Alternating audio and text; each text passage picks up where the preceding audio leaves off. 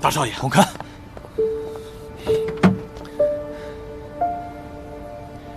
你怎么说走就走了？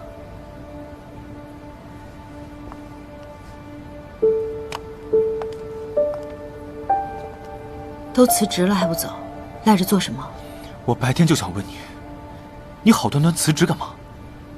我白天不是已经跟你说了吗？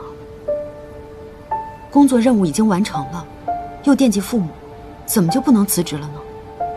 荣太太也没说什么呀。是他让你走，我没让你走。可当初聘我的人是他，不是你。那我现在就聘你。嘉盛，你不觉得这样说话太过孩子气吗？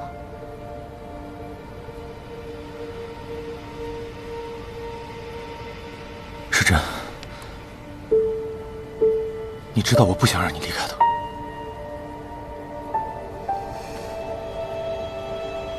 嘉盛，你不能全凭着自己的喜好做事情，我还有我的路要走，怎么可能一味的配合你呢？你要走是因为我。世珍，你回答我，是因为我吗？这个问题还有问的必要吗？嘉盛，很明显我们之间看不到任何结果，与其这样，还不如早点断干净，各寻生路，这样大家彼此还能留下一个好的印象，回忆起来还能笑一笑。一定要拖到彼此憎恨埋怨才有意思吗？我会和杜兰心退婚的，我会和她退婚。我荣家上要娶的女人，一定是我最深爱的女人。世珍，我这一辈子。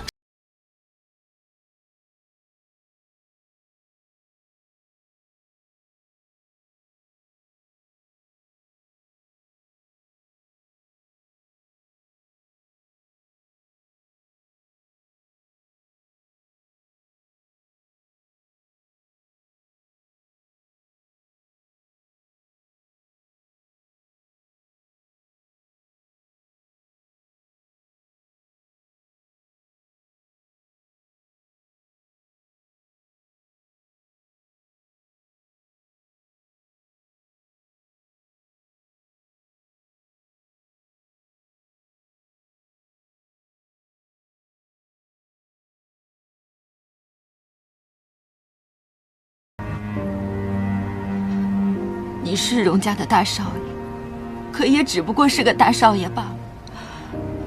你又能为我们之间的事情做什么？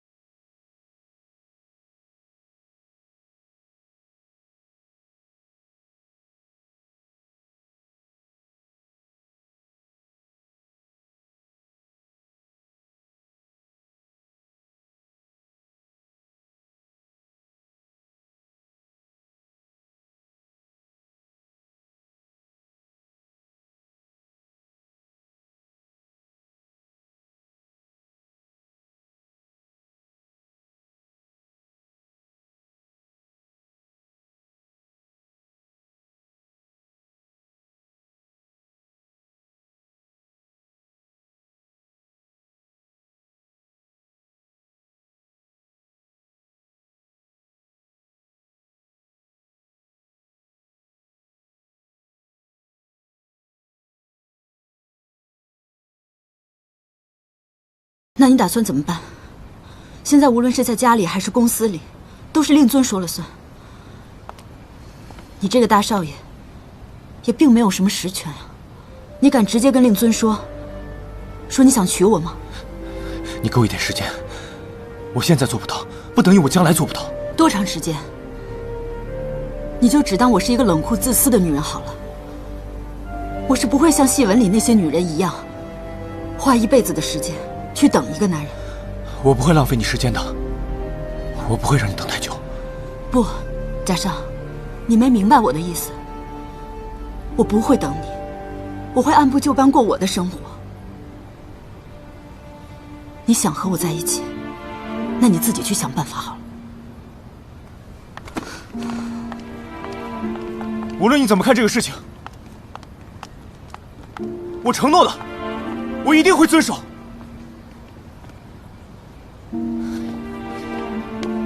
时辰，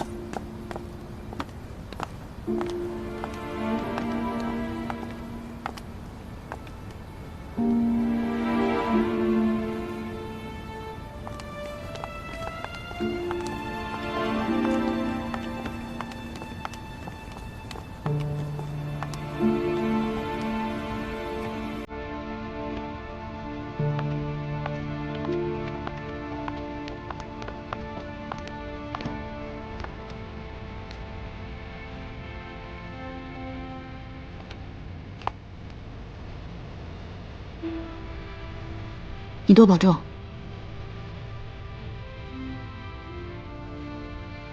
你也是。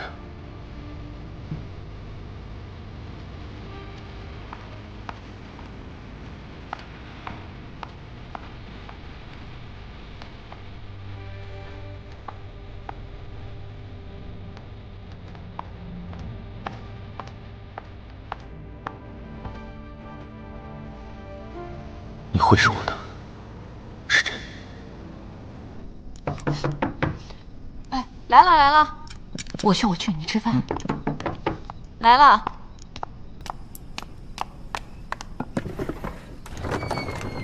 世珍，妈，哎，你怎么突然回来了？我辞职了。辞职了？那快屋里待着，你别管了。哎，世轩，妹妹回来了。哥，怎么了？怎么又辞职了？今天荣家小姐们都考完试了，我想着也没我什么事，我就提前辞职了。好。吃饭了吗？还真没吃饭。快坐，正好我煲了鸡汤，给你盛一碗去啊。好，快坐。坐吧。其实啊，辞职了也好，这2天啊，医院刚好招工，回头我给你打听打听。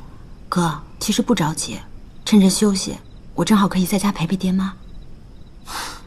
对。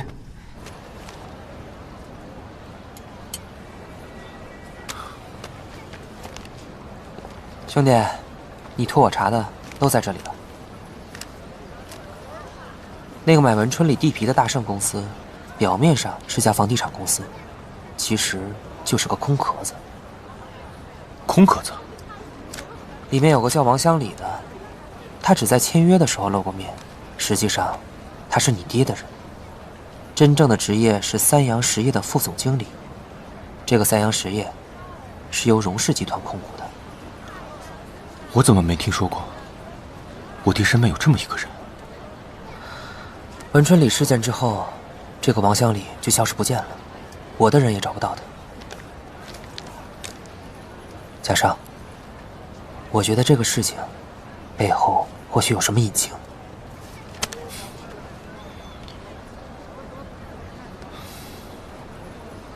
已经查得很清楚了，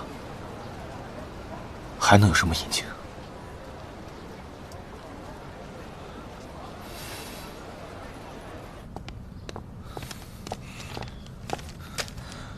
文春里那把火，是我们荣家放的。你知道你在说什么吗？三洋实业的王乡里，他去哪里了？哎呀，你都查到他身上了。加上那块地，对我对荣家都非常重要。所以爹，你是承认了，为了一笔生意，置几百条人命于不顾，为了荣家的利益，牺牲这么多人的幸福，你怎么做得出来啊？要不是我这么多年的辛苦支持、运筹帷幄，荣家能有今天的风光？你们兄妹几个的吃穿用度，哪一样不是我拼了命赚来的？行走江湖，务必要千万小心，切不可行差踏错。要不是文春里那帮人贪得无厌，一再不肯搬走，我犯得着出此下策？即便如此，那也是活生生的人命啊！我一直以为文春里的大火是意外，没想到真的是你做的。是我做的又怎么样？你还要把你爹送到牢里去？你一直让我继承家业，就是让我变成你这样的奸商吗？放肆！你看看那几大家族，哪家身上是干干净净的？即便不干净，那也不能双手沾满鲜血吧？要是真这样，我还不如上战场，最起码我还问心无愧呢。要是嘉欣还活着，我才不管你是开飞机还是扛大炮，你愿意干什么干什么去。但是现在家里就剩下你一个了，而且你是长子，你有责任也有义务担起这份家业，这样才对得起嘉欣那份牺牲。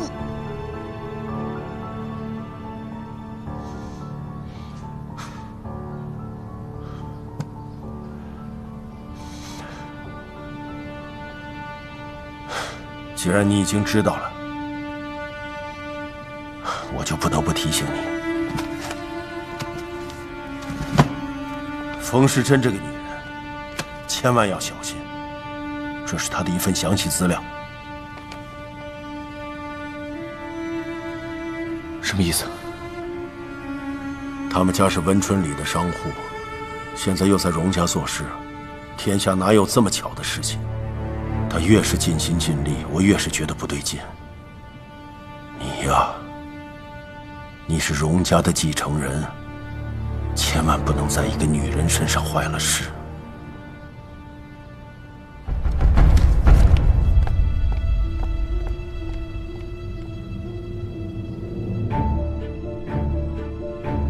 他们家是温春里的商户，现在又在荣家做事，天下哪有这么巧的事情？他越是尽心尽力，我越是觉得不对劲。你呀，你是荣家的继承人，千万不能在一个女人身上坏了事。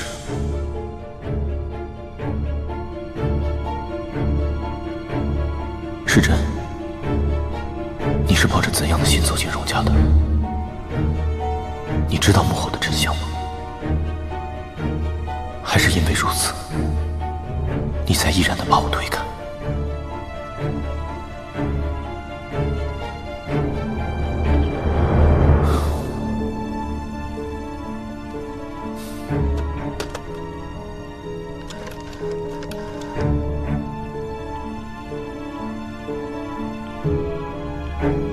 喂，帮我办件事。哎，小姐走吗？走吧。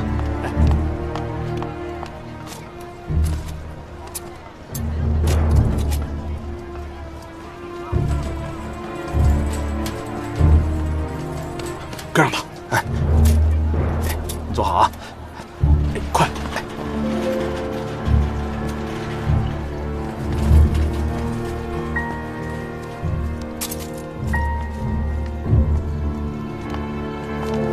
谢谢。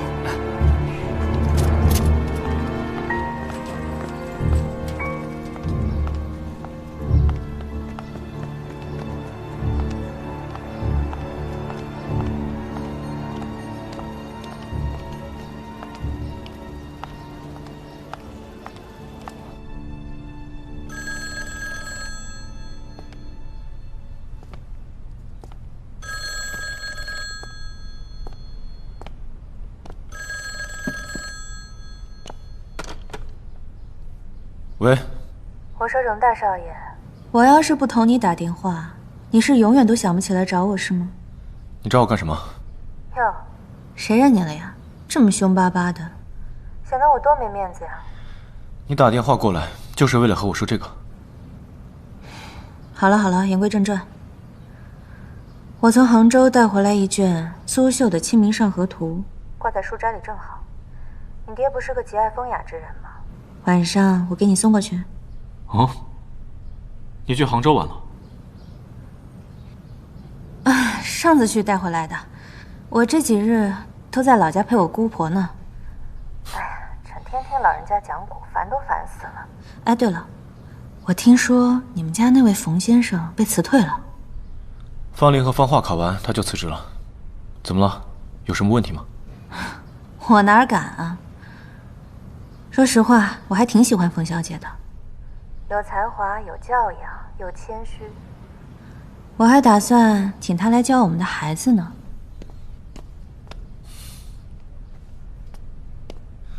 对了，杨秀成回来了。你猜他是回来辞职，还是继续工作下去啊？最近我爹在撮合他和赵叔的女儿。那个女孩听说也是在金陵女子大学念书的。他就算是把全中国的女大学生都娶回家，也不关我的事。我要去做头发，不跟你啰嗦了。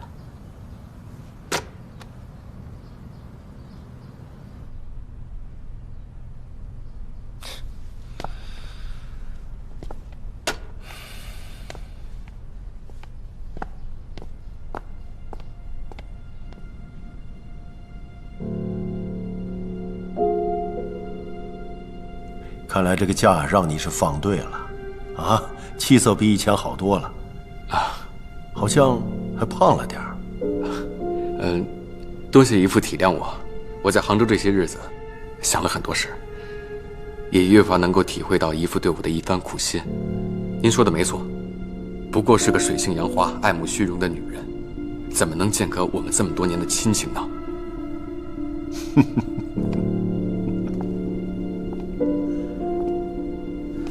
表姨父，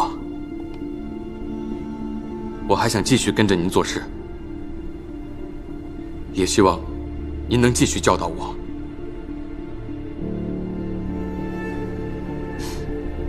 好了好了，秀成，你能这么想我就放心了。秀成啊，你放心，姨父是不会亏待你的，加上还等着你指导和教育呢。荣家是不会亏待功臣的。坐吧，坐吧。啊。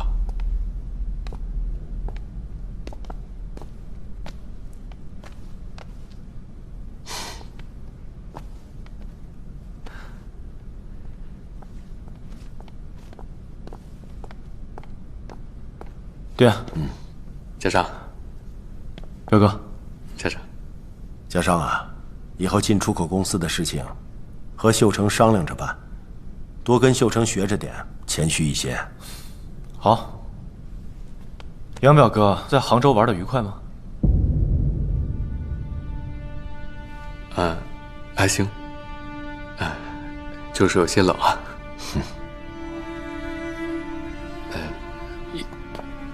姨父，假期落下了很多工作，我先去做事了。好。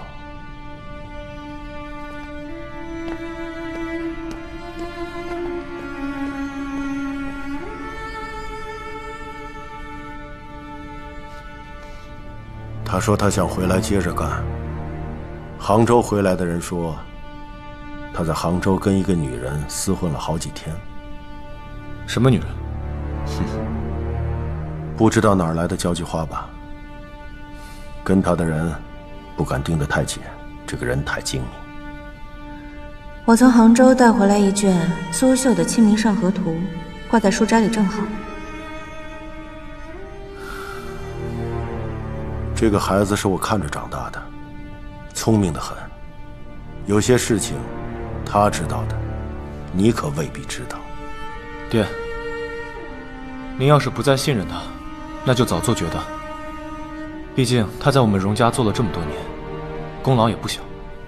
况且，这次的事情，是爹您有错在先，还望爹手下留情吧。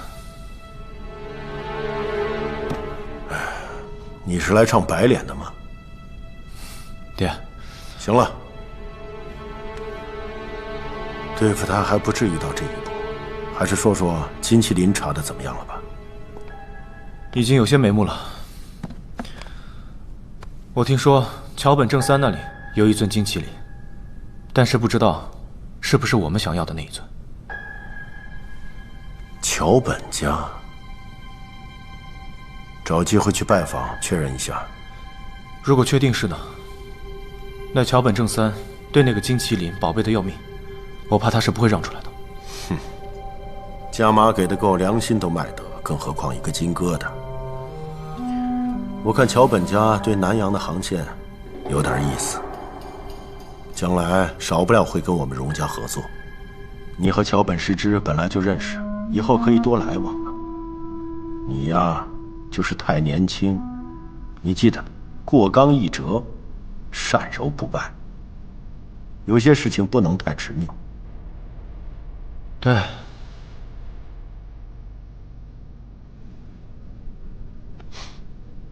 我听说你最近在公司表现得不错呀，那几个乡里三番五次的跟我这儿夸奖，说你虽然年纪小，但是办事成熟稳重，还谦虚。好，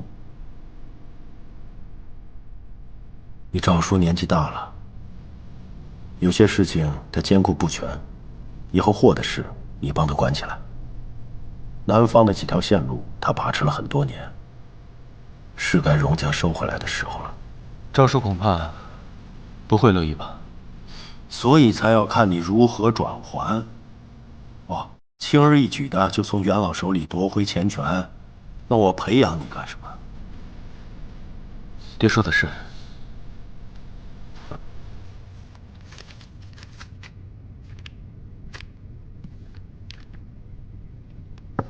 父亲，进来。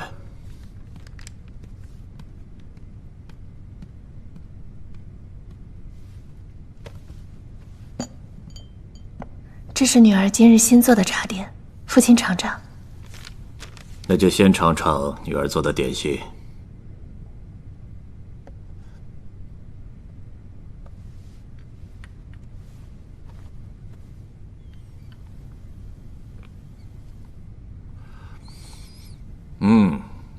口感不错，你有心了。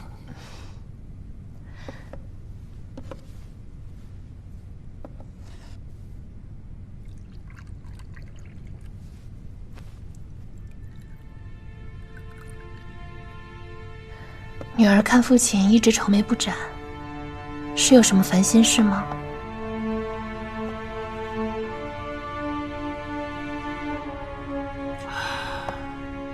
我们刚刚到上海，急需结交一些当地的名流，站稳脚跟。可是上海滩的势力比较复杂，想找到一条好的人脉关系，也不是那么容易的事。父亲之前不是刚拜访过荣家吗？他们家也是做进出口的，实力雄厚，上海滩好几个大码头都在他们手上呢。荣家倒是一个不错的选择，可是上次拜访之后就没了后续，或许人家无意和我们来往。女儿之前倒是得知，荣老板极其喜好古玩字画，还是上海古玩协会副会长。女儿认为父亲不如以此下拜帖，邀请荣老板前来做客，一来可以试探一下他对我们家的态度，二来还可以拉近我们两家之间的关系。这个办法不错，明天我就叫人去送帖。女儿到时候一定好好表现，给父亲长脸。好了，今天就到此为止。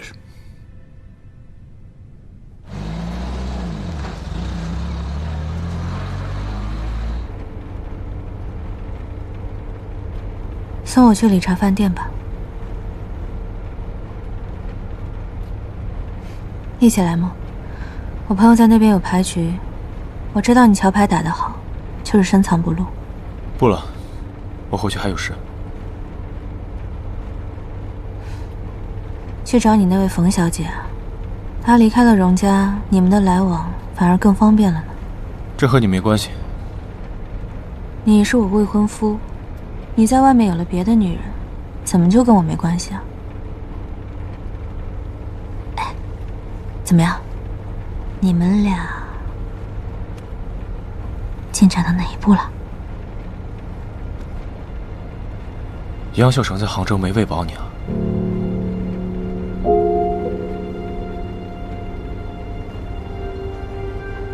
我果然没猜错。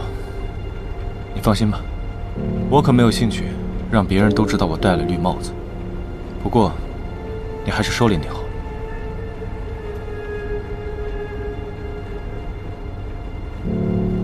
你这是在替我担心吗？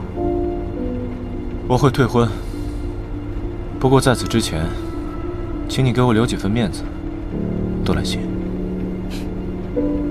退婚？那天武云池说漏嘴，说你最近在派人跟踪冯世珍，是怕他有外遇。你们俩已经睡了。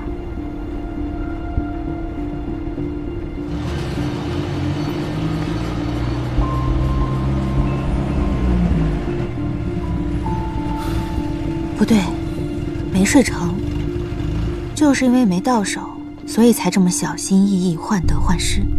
你说完了没有？你可以下车了。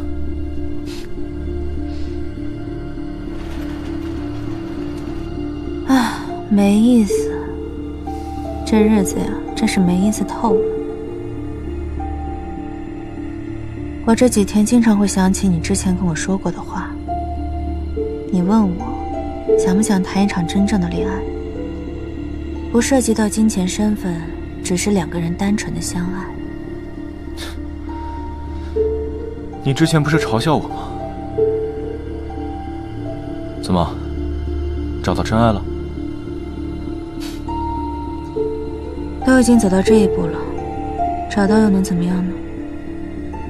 说到底，女人总是吃亏的，不是被家庭捆绑，就是被爱情束缚。所以，你那位冯小姐才不肯从了你。一个自由的灵魂，怎么甘心就这样被囚禁呢？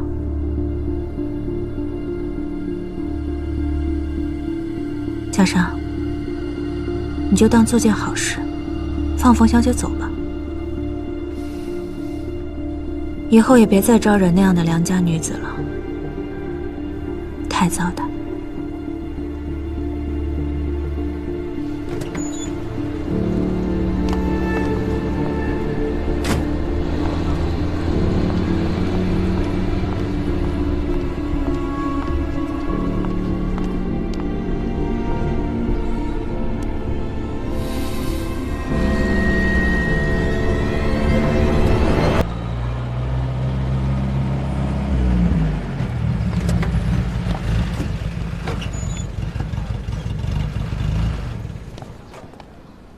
荣老板，荣公子，欢迎莅临海城。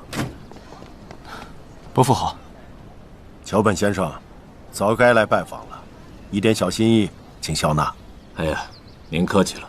这是我的内人惠子，旁边的这是我的长子太一、太二和师之，您都见过。荣伯伯好。好好。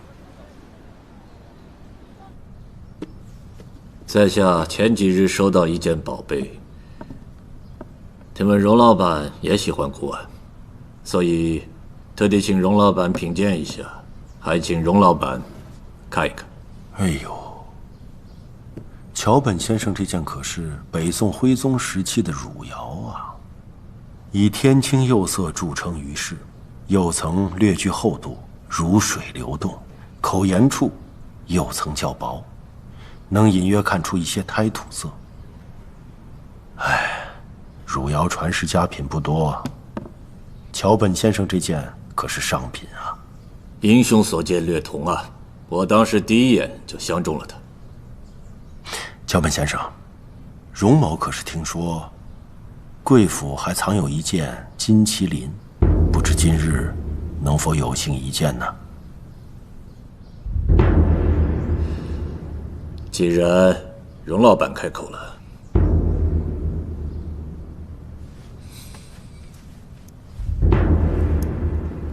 是。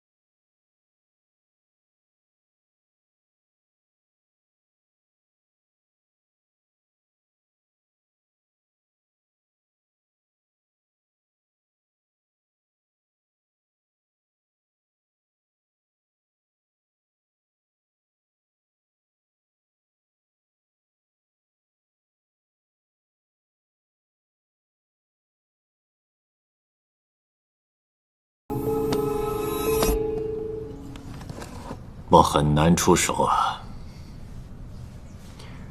莫非这件金麒麟对桥本先生有什么特殊的意义吗？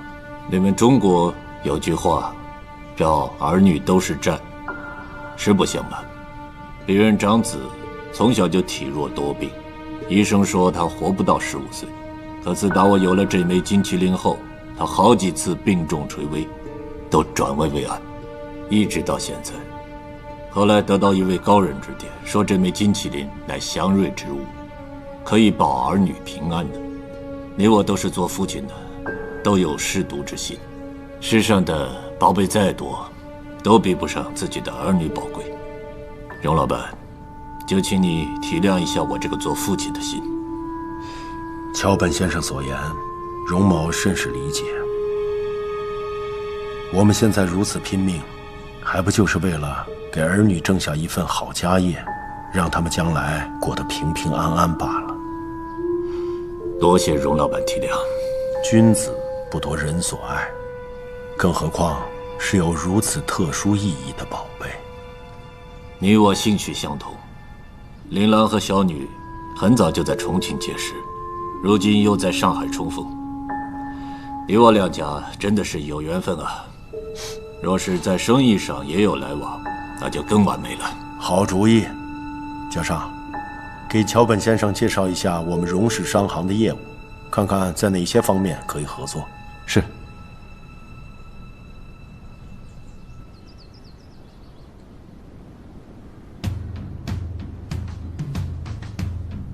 加州，如今除了和贵国有航运线路之外呢，我们家还有2条远航线路，一条是从上海港南下，途经香港，最后到达南洋；另外一条是途经地中海，然后到达英国、德国，还有欧洲各地。在上海，我们荣家呢一共有大小4个码头，其中4号码头离火车站最近，可以直接海运转为陆运。外界常常认为澳洲荒凉野蛮，人烟稀少。但是这里土地广袤，适合放牧，每年都产出大量的羊毛，价廉物美。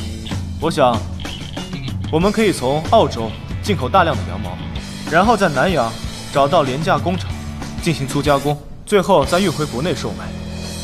我想，当中的利润相当可观。外界常常认为澳洲荒凉野蛮，人烟稀少，但是这里土地广袤，适合放牧，每年都产出大量的羊毛，价廉物美。我想，我们可以从澳洲进口大量的羊毛，然后在南洋找到廉价工厂进行粗加工，最后再运回国内售卖。我想，当中的利润相当可观。正好我们会社有一条北上的航线，若是你我两家联合起来，取长补短，那是再好不过了。好啊，桥本家想要发展南洋的航线，我们荣家呢，想开展北上的航线。你我两家在做生意上也是不谋而合呀。啊，都说虎父无犬子啊，荣老板有令郎这样的接班人，恐怕可以早早退休，回家享福就是。用中国人的方式，合作愉快。嘉上，我们也好久没见了。我记得在重庆那会儿，你脾气可暴躁了，今天居然哄得我爹一愣一愣的。回上海见识多了，自然脾气也收敛多了。我姐可是一直念着你呢，要不你俩趁着这个机会再续前缘？我跟诗织都已经是过去的事了。哎呀，凡事皆有可能嘛。你看，我姐可是在那个地方等你老半天了。那行，你们俩好好聊着。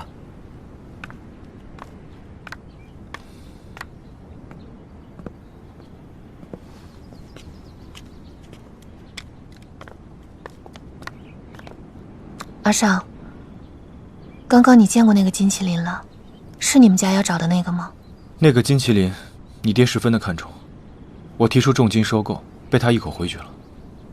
那是当然，父亲一直觉得那个金麒麟是能给大哥续命的，只要大哥还活着一天，他自然不会把那金麒麟让出来。你们家真的那么想要吗？算了，毕竟君子不夺人所好。阿尚，我答应过你，会帮你的。帮我？你爹这么看重这个金麒麟，你打算怎么帮我？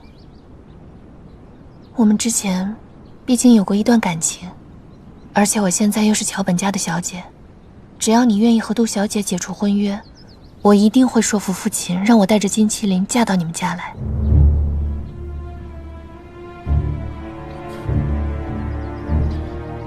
你大哥和这个金麒麟命脉相连，你又怎么能说服令尊呢？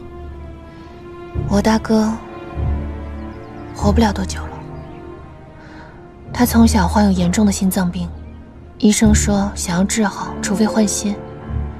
可这世界上哪有这么神奇的医术呢？他今天是还能支撑着来见客，可平时他连床都起不来。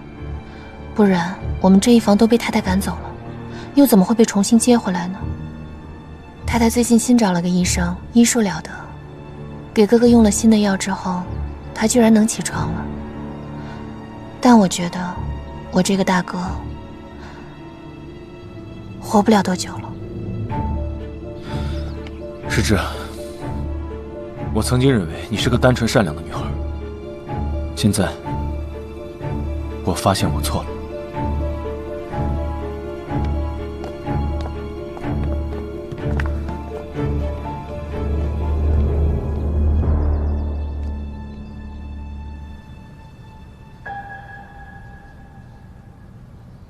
你的意思是说，等桥本家大少爷死？据桥本世之所说，桥本大少活不了多久了。等他死了之后，桥本正三也没有必要再留着金麒麟。到时候我们再重金收购，想必他也不会拒绝。不如我们再等等吧。别听桥本说他活不过15岁，结果活到了今天。现在说活不过7年，没准儿苟延残喘还能再活10年。等人死就像等天下雨，雨要是一等就来，何必挖井啊？您的意思是要自己出手？这金麒麟孟徐安催得很急吗？他可是限定了时间。既然买不到，等不到，那就只有去偷，去抢。桥本对金麒麟保护备至，您也看到，现在金麒麟不光藏得隐秘，还有私人警卫。我们要怎么偷怎么抢？只要知道他在桥本家，就一定有办法。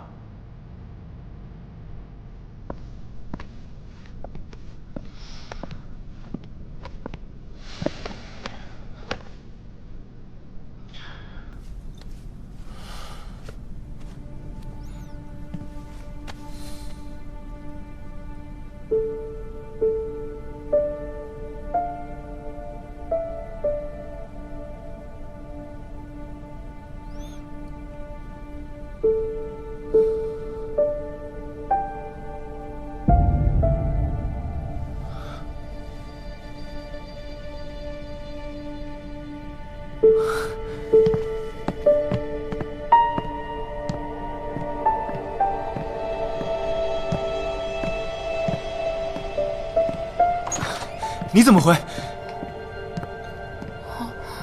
大少爷，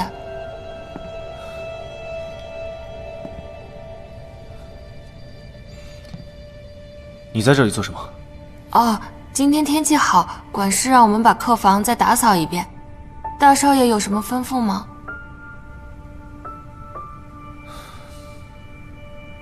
没事。哦。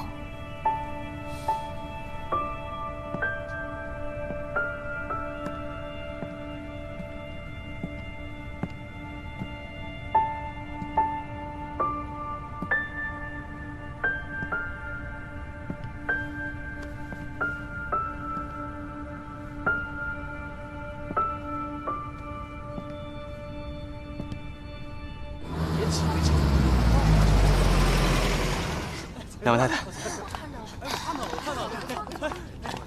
姐，妈妈，哎呀，这么多人呢！好多人呢！来，不好意思，让一下，让一下，来慢点，小姐。是的，好。你怎么样？上看着我了吗？我帮你慢点。我好像没上过。妈妈，我考上了！啊，在哪里？在哪里？哎呦，女儿，好棒啊！哎呦，我这个闲着的心总算放下来了。哎呀，芳华，你呢？妈妈，我看看。芳华，你在这儿呢！姐姐，我考上了，我考上了，太棒了！真好，妈妈真替你高兴。姐，我们快回家，把这个好消息告诉冯先生吧。哎，赶紧通知老爷回来，天大的喜事，给孩子们庆祝庆祝。走吧，走。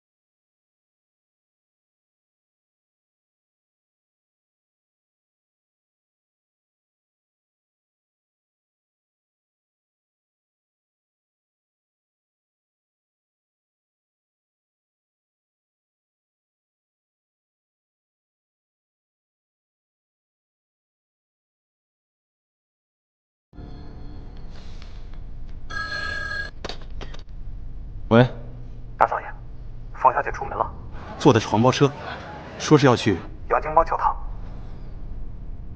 知道了。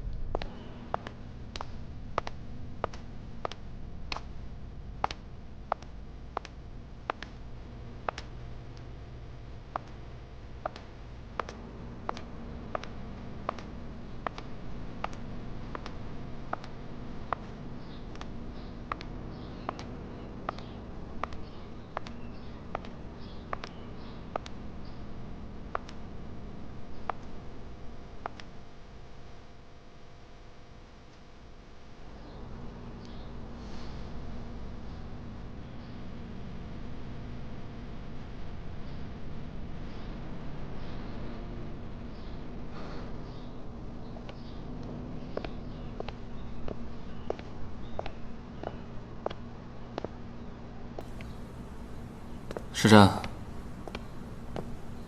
大哥，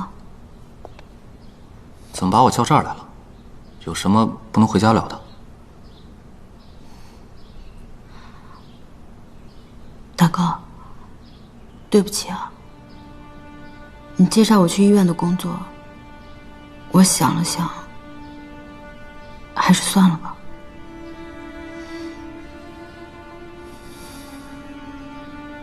好。为什么？我觉得医院的工作，每天就是整理文件、接电话，觉得太枯燥了，不太适合我。那什么适合你啊？回荣家，继续给那个荣大少爷教书。哥，你怎么这么说？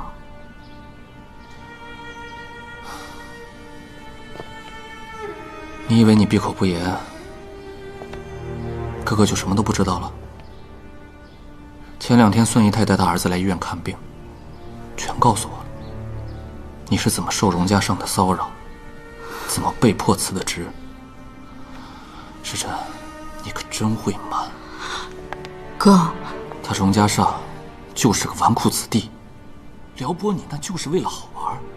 你以前很理智的，现在怎么了？糊涂了，名声不要了。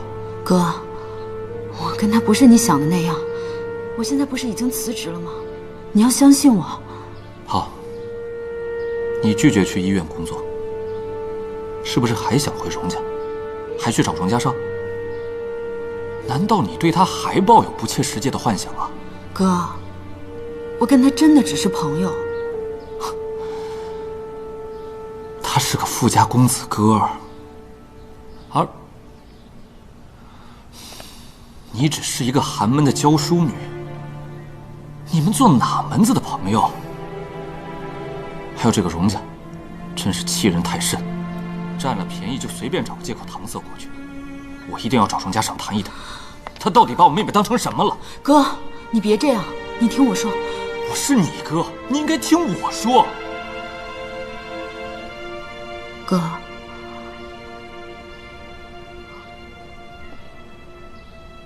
我好像喜欢上他了。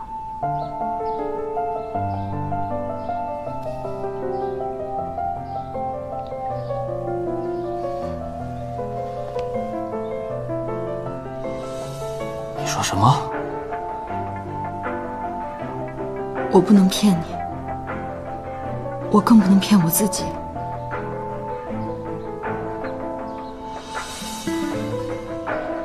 但是我确实喜欢上他了，我也试着抵抗，可是我发现我做不到。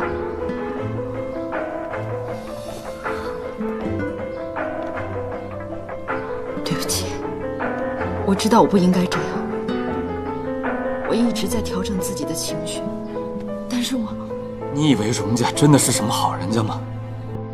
文春里那场大火，8成就是荣家干的。吃惊吗？我听到这个消息的时候，表情跟你一模一样。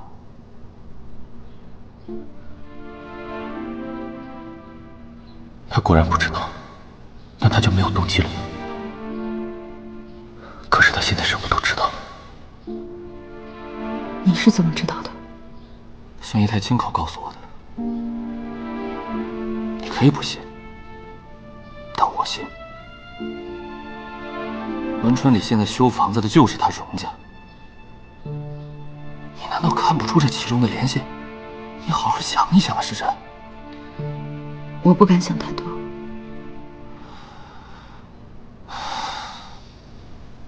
所以你还是有过怀疑。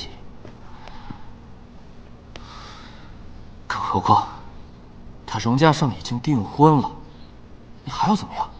去给他做妾？哥，我没想那么多。时辰，你是中了什么邪了呀？荣家上到底哪里好，值得你付出这般？还有那个荣家，明明知道你是文春里出身，还雇佣你当家庭教师。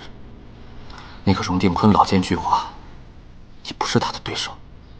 出于对你的安全考虑，你必须断绝一切与荣家、与荣家上的来往。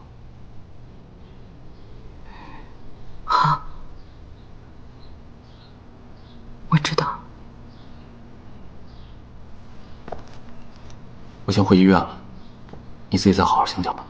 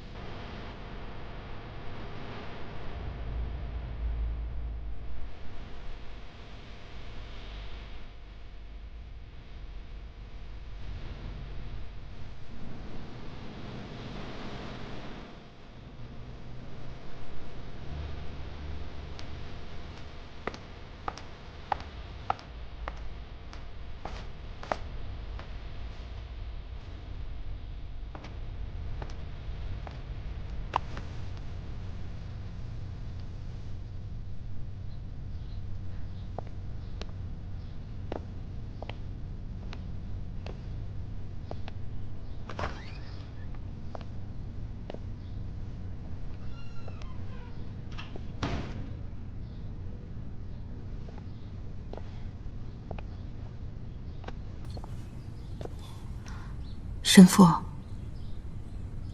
我要告诫，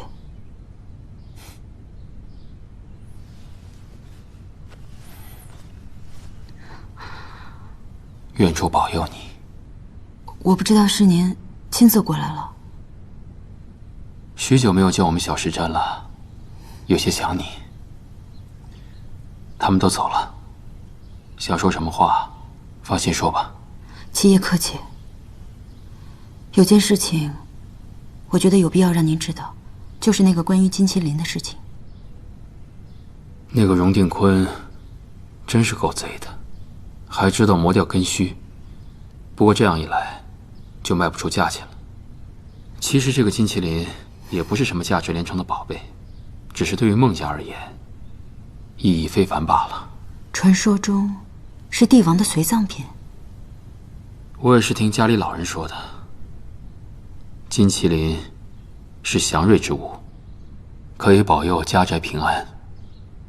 据说祖上有2次金麒麟易主，每一次孟家都会受到重创，找回来之后才会好转。荣定坤，他从我姐姐手上把金麒麟骗走，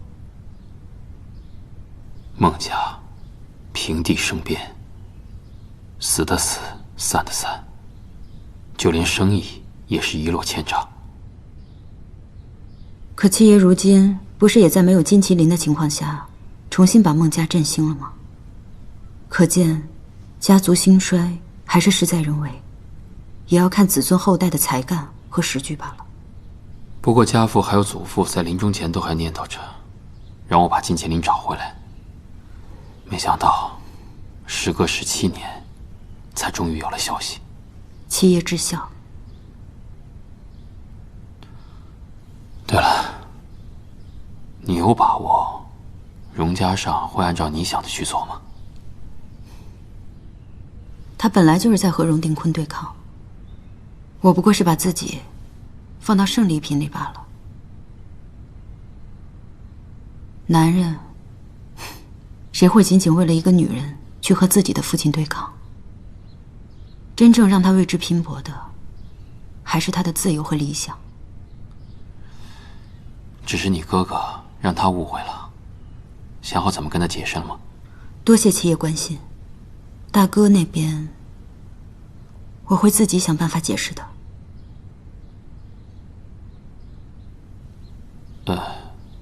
你真的那么喜欢他？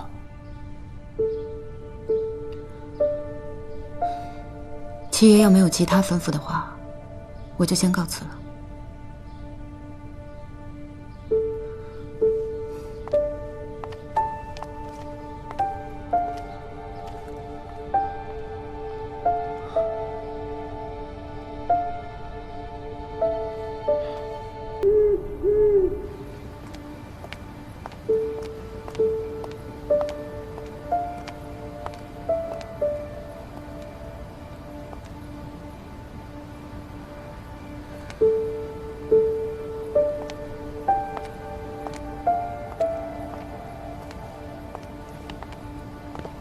时珍，时珍，请让开。我很想你。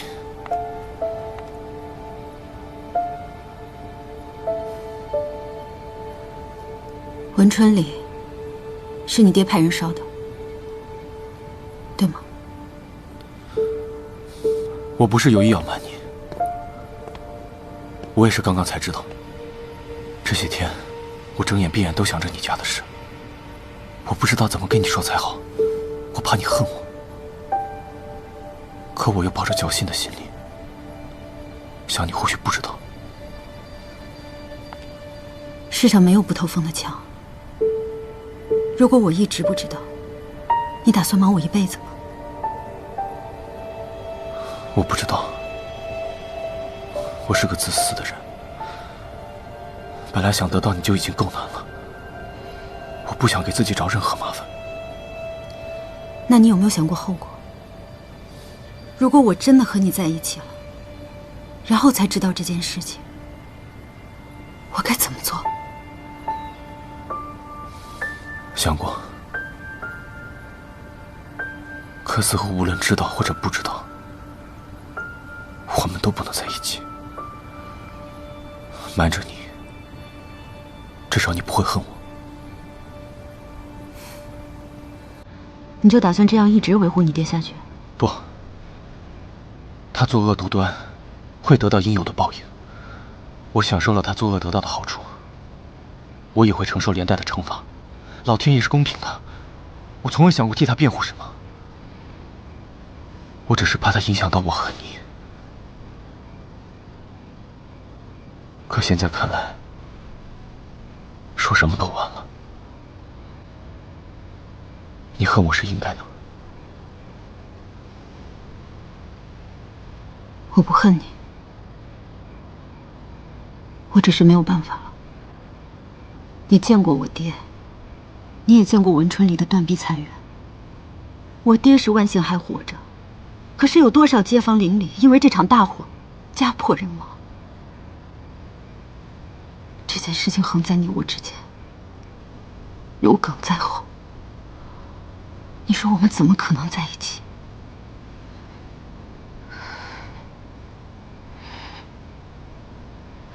你对我的情谊，我很感动。长这么大，你是第一个这么真心对我的男人。谁不想过简单平静、亲亲爱爱的生活？可是偏偏造化弄人，一个劲儿的给我们两个添堵，所以加上放弃吧。顺着康庄大道不走，何必非要光脚走荆棘路？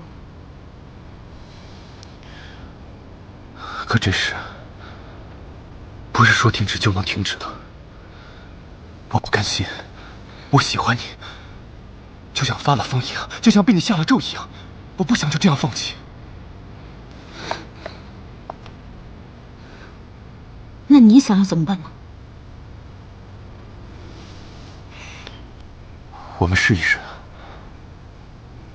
看看能不能找到法子化解仇恨。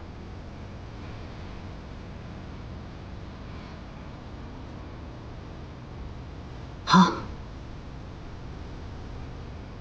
那你让你爹登报道歉，承认他自己做过的事情，去警局自首，赔偿受害者。如果他能做到，那我对你们荣家的仇恨就一笔勾销，我们俩可以重新开始。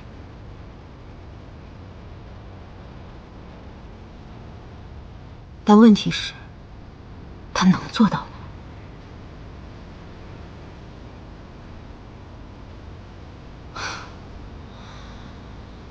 就像你那天跟我说你要退婚一样，你的想法是美好的，但是你没有能力去做到，因为你只是荣家的大少爷，而你的利益和荣家是一体的，还不至于为了爱情去自残。你就是这样看我的？一个满口大话、懦弱无能的男人。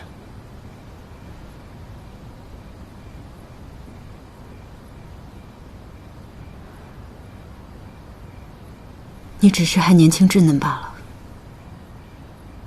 有些话说早了10年而已。加上我们相逢的不是时候。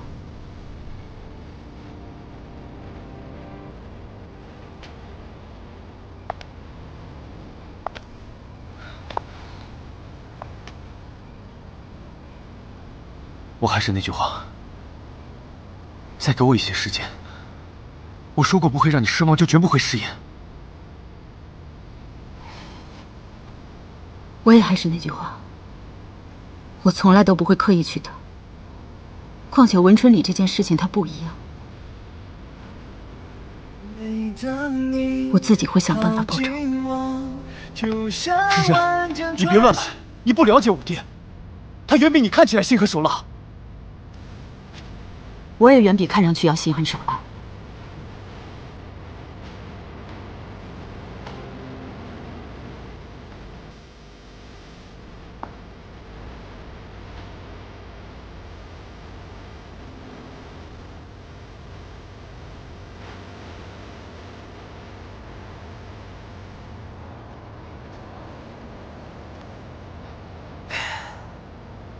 啊？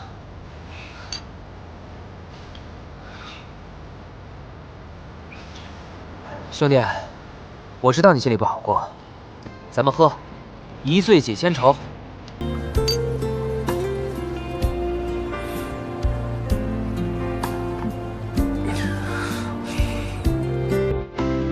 他说我太年轻幼稚，还说我能力不够。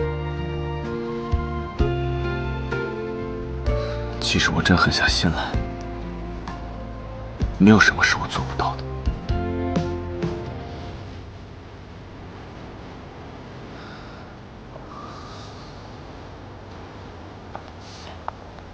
兄弟，人都是老子给儿子擦屁股，你这倒是反过来了。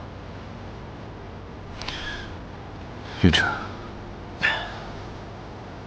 你说有没有什么办法，既能让他放下仇恨，又不伤害荣家？我想不出来。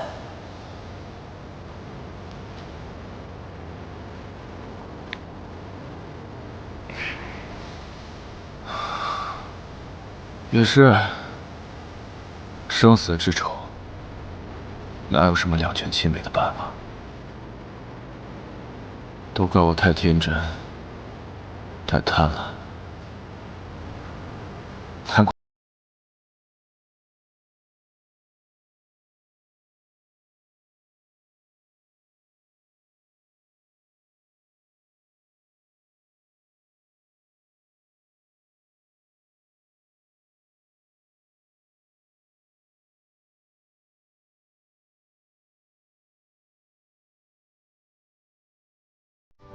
世珍，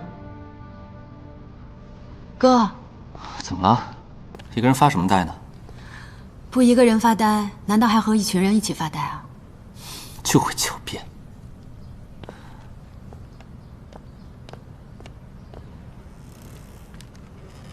怎么了？世珍，今天的报纸你看了吗？没有啊。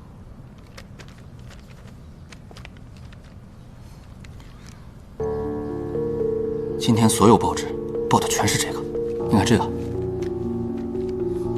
还有这个，全都是这个。你看这新闻写的有理有据，头头是道，这肯定是知道内幕的人给透露了什么情报了。对了，世珍，你在荣家待了那么久，你觉得会是谁啊？对了，世珍，你在荣家待了那么久，你觉得会是谁啊？七爷，不，这不是他的行事风格。荣定坤的仇家杨修成，他在上杭失了仇，肯定将荣定坤恨透了。不对，也不是他，那会是谁呢？也不知道荣定坤那老狐狸看到以后会是什么反应，是矢口否认，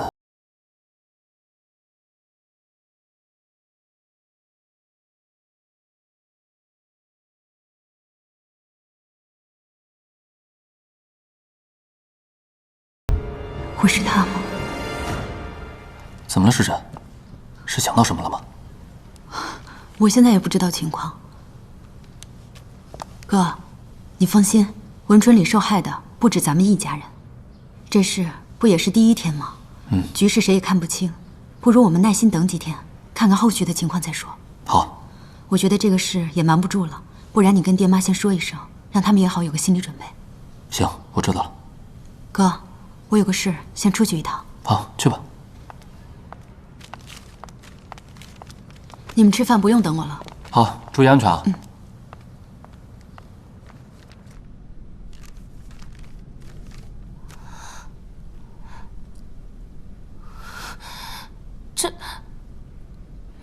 姐，你说这报纸上说的是不是真的呀？我也不知道，我也问大哥了，但他什么也没跟我们说，就让我们这阵子在家待着，哪儿也别去。冯先生也是文春里的，他之前说过，他家被火烧了，他爹也受了伤。你说，冯先生看完报纸该怎么想啊？我也不知道，这就算要定性，也得等法院判吧。哪能任凭着报纸上说三道四的？姐，你说是谁把这事儿告诉报社的？你看，这上面写的杨某，会不会是秀成哥啊？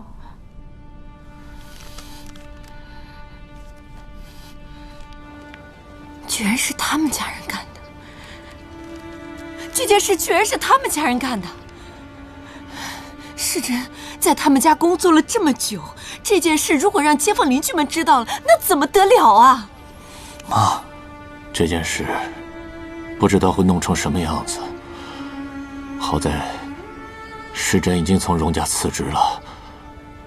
我最担心的是外面的那些胡乱传言。爹妈，我呀跟张家的老二还有联系，我准备这2天去跟他们碰个头，商议一下该怎么解决这件事。街坊邻居们的公道，我一定要给他们讨回来。世勋呐，你听妈话，如果这个邻居们去闹事，你千万别凑过去，你听见没有？妈，我们这个家刚刚稳定下来，可不行，你可别再折腾了。荣定坤他有权有势，万一为了这件事情，你再把工作丢了，那可怎么得了啊？还有你妹妹，她在荣家工作了这么久，女孩子的名声是很重要的。如果这件事情牵连到她，这不是害了她吗？您妈妈说的对，现在这一切还只是传闻，没有任何真凭实据。况且荣定坤又没有承认，一切都不好说。你去看看那些老街坊们是什么态度。但要荣定坤认，他怎么可能会认呢？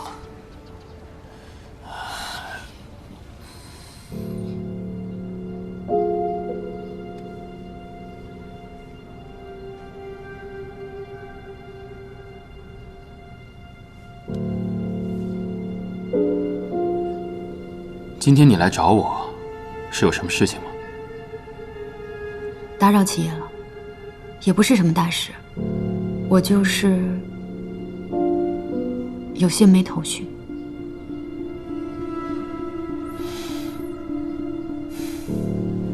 如果你要问的是这件事的话，我可以告诉你，不是我做的。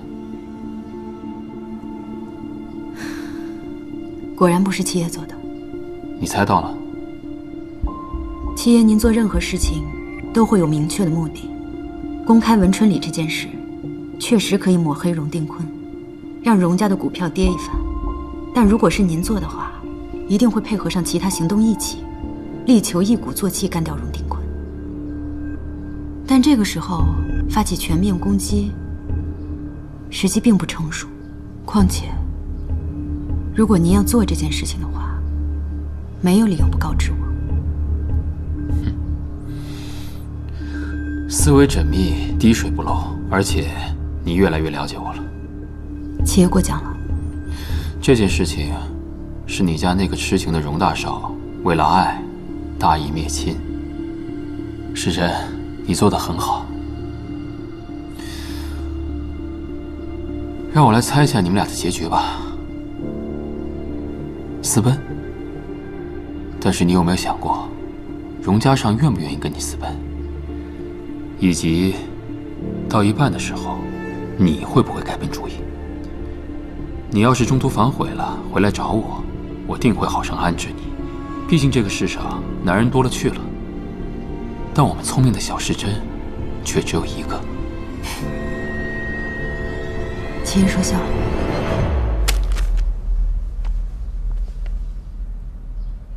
表姨夫，这事不是我做的，我绝无可能背叛您。纵使我要毁掉您的清名，与我杨秀成有什么好处？现在整个上海滩的人都知道，我是您的走狗，我要到处替您杀人放火。我今日还接到族里长辈的电话，那边不分青红皂白，把我骂得狗血喷头，说要把我逐出族里。我的家人还在靠族里人照顾。就算我要背叛您，我不至于弃我的家人于不顾吧？我要是不好过，你会更不好过。义父，我一定会彻查此事，一定把这个人给找出来。那你说说看，这件事会是谁干的呀？我怀疑是刚刚辞职的冯先生。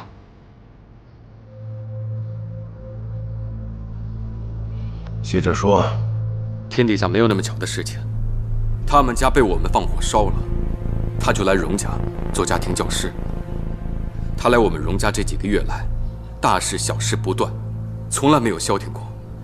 虽说都牵扯不到他身上，但是他在荣家来去自如，跟下人又混得熟，谁知道他暗地里打探了多少秘密？最巧的是，他这前脚刚刚辞职，后脚丑闻就爆出来了。说来说去，都是女人的错呗。杨表哥，你也是接受过新思潮的大学生，怎么还是继承了把黑锅随便推给女人的好习惯呢？家长，我知道你喜欢他，但不能因为这个你就如此武断，一味地替他辩驳。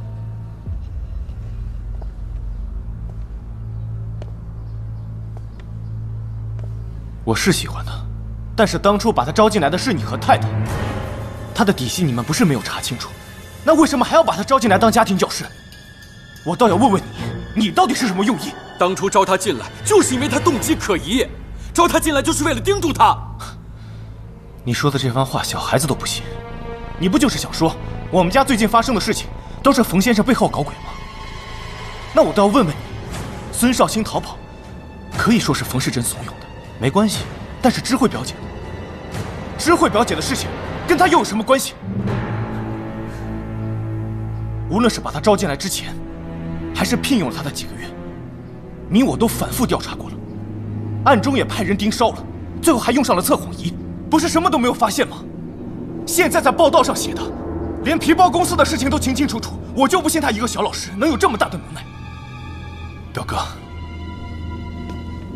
我相信你没有泄密。但是你不能找不到泄密的人，就随便拉一个人来顶包。好了，现在说这些都没有意义。当务之急是要看看怎么解决。现在这事闹得满城风雨，记者把荣家都围住了，荣家的人连门都出不去。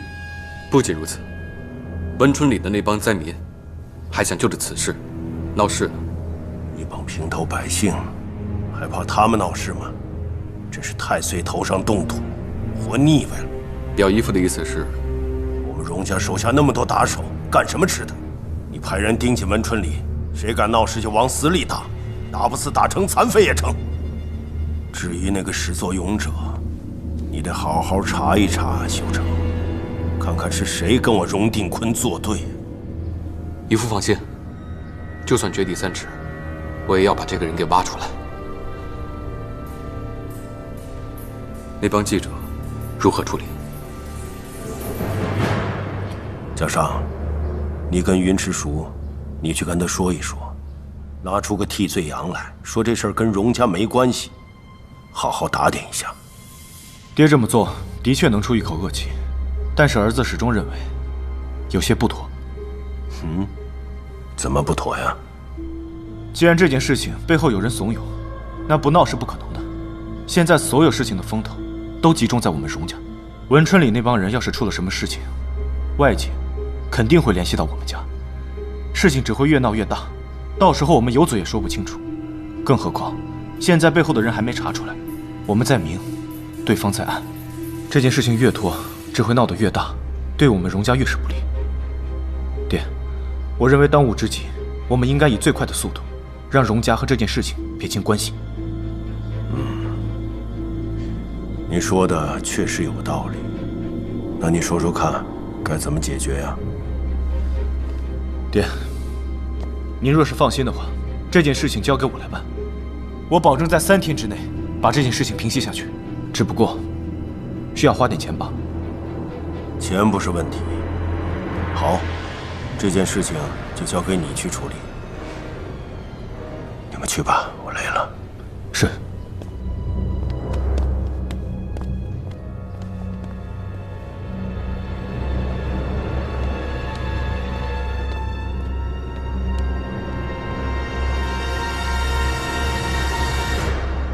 七爷没说什么吧？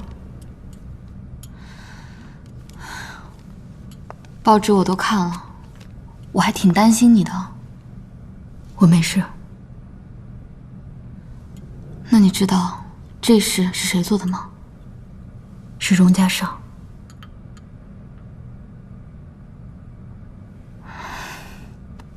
世珍，你努力了这么久，不就是为了这个吗？那你觉得他会为了你逼他爹认罪吗？我不知道。世珍，你对他终究还是有期待的。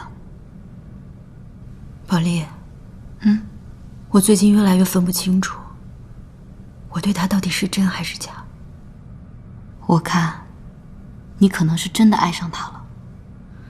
荣家尚是一个热爱蓝天、憧憬飞翔的人。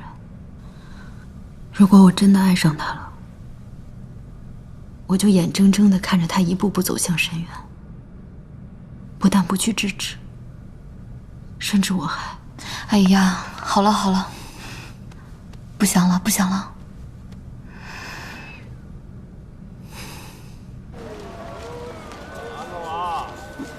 我就玩会儿啊，别跑远啊。这都是新鲜的啊。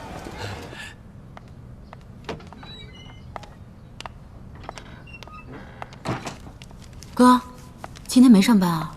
啊，我今天轮休。对了，世珍，一会儿啊，你跟我去个集会。什么集会？还没来，干啥呀？记住了吗？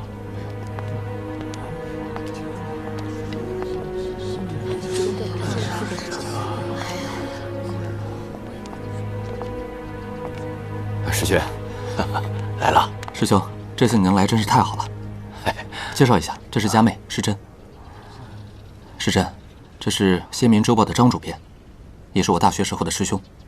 你好。你好。哦，两位快请坐吧。好，坐。来，我们来开会。来，开会。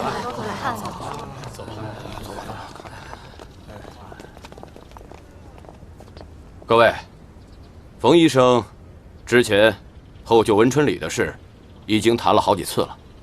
虽然不知道是荣定坤的哪个仇家，但是也算是帮了我们一个大忙。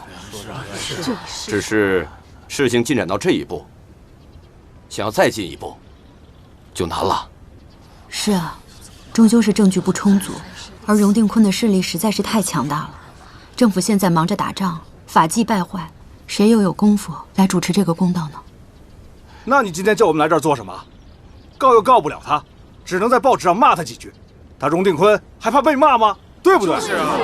到最后他继续做他的大老板，赚他的黑心钱，咱们不还是拖个残腿回去喝西北风吗？大家说是不是？就是啊。我们怎么办呢？而且惹怒了荣定坤，怕会引来更大的祸害呀。这告密的不是我们，荣家要是怀疑我们，反过来报复我们怎么办？那我们这不是以卵击石吗？这咱可得罪不起。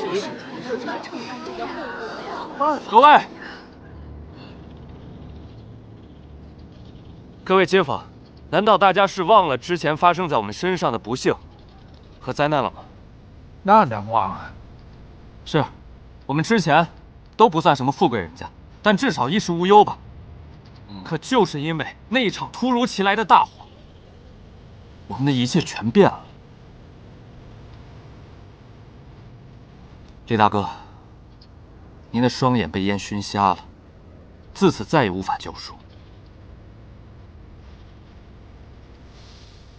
王嫂子，您的儿子女儿可是双双葬身于大火之中啊！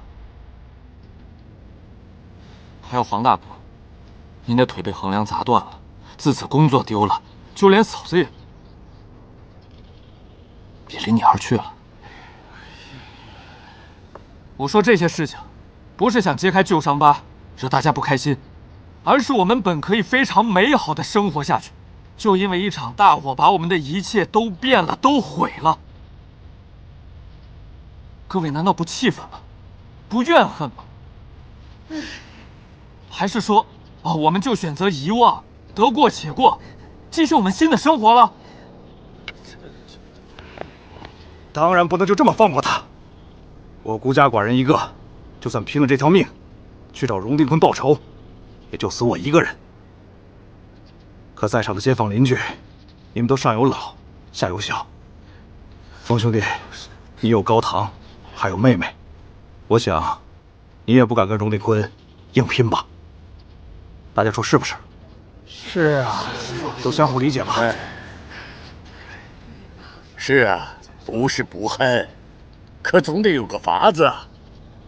这大家，老的老，残的残，要真是光棍啊，舍得一身剐，敢把皇帝拉下马，跟那荣定坤拼了。是。可是现在拼了，偏偏大伙家里有老有小，所以啊，冯医生才叫我过来。既然我们通过法律手段没有办法实现正义，那么我们就借用舆论之手，让荣定坤屈服。舆论管用吗？就是管用吗？哎呀，没用，法律都没用。大家听我说啊，如今趁着舆论的热度，再加上我们手上现有的证据，我们足够可以和荣家谈判了，对不对啊？对不对？对，让荣家赔钱。不能就这么算了，我家可是死了3个人的，要让荣定坤给死的人磕头谢罪。对，走，现在就去荣家，让荣定坤给咱们一个说法。走。各位，大哥，大家不能就这么去啊，我们得先有个谈判的计划，还得推选出来一个谈判的代表啊。谈判代表。没事的，你先坐吧。谈判，我有经验，我去谈判。你买菜都不会砍价，懂什么谈判呢？我看还是我去的为好啊！哎，刘老哥，我们之中你欠债最多，也最缺钱，可别到时候得了荣定坤的好处，再把我们大家给出卖了。你这是什么话呀？你不能这么怀疑我吧你？你不能怀疑我啊！你这是是不是？那是营笑话了。这些街坊以前不是这样的。灾难会彻底的改变一个人的，生活陷入困境，就会让人变得更加尽力，这也是本能所使。好了，你们都是粗人。冯先生是刘过洋回来的，我看还是让他去做代表吧。刘洋回来怎么了？刘洋就比我们高一等吗？况且他妹妹还不是给荣家当家庭教师呢吗？你怎么知道他们2家不会通气了呢？啊？是啊，冯小姐好像和荣家大少爷不清白呢，别到时候贪了我们赔偿银子，给他做了嫁妆。姨，您这话可就不对了，我家妹子和荣家可没有半点关系了。你说没有就没有，你家妹子在荣家做家庭教师总是事实吧？现在不认了，真假全凭你们一张嘴啊！说的什么话呀？冯医生难道不是我们一条船上的人吗？人家好心的张罗，你们这些人各自有私心，内斗不断，还把人家好心拉下水了。往日做街坊邻居的时候，一个个人模人样的，现在一把火把你们烧出原形了啊！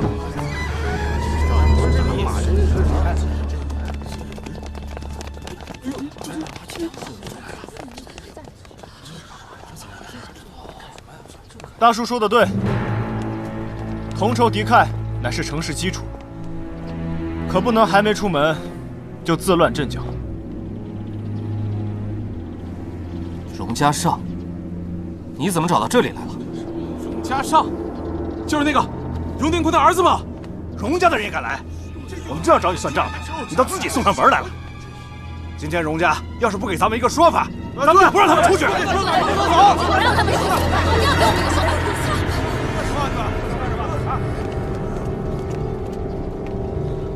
我们是来商谈的，别吓到他。最近一直有传言，说当初文春里的大火是我爹派人做下的，为的就是收下那块地。关于这件事情呢，我今天过来和大家解释一下。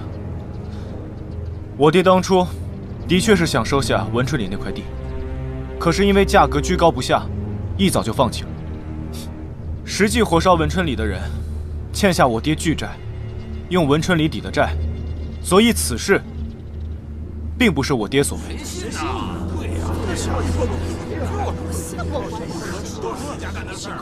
当然了，家父经商多年，若是说没有怀疑过这块地，那也是骗人的。是家父贪利，没有深究，便收下了文春里，所以才吃下了这个口舌官司。我想，他从中也得到了教训。我今日听闻，诸位街坊在此聚会，荣某不请自来，便是想把此事解释清楚。另外，也和大家谈谈赔偿事宜。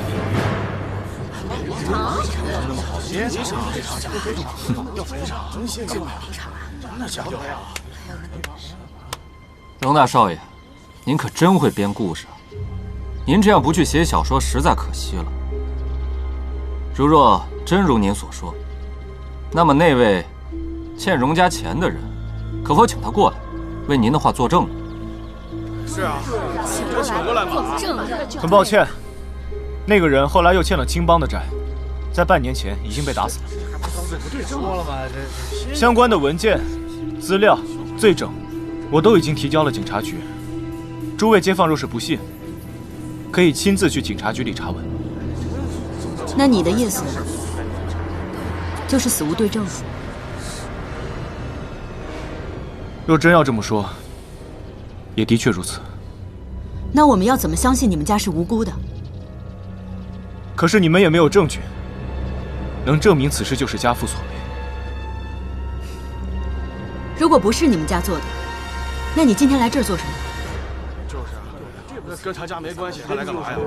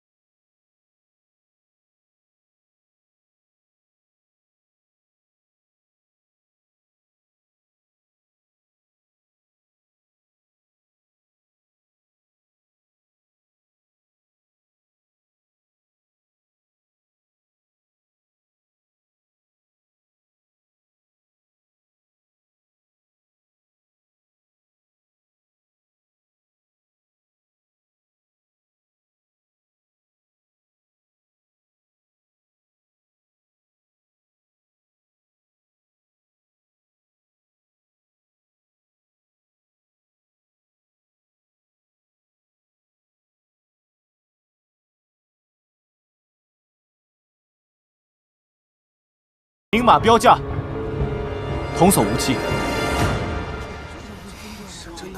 这个荣公子，可真是有些手段呢。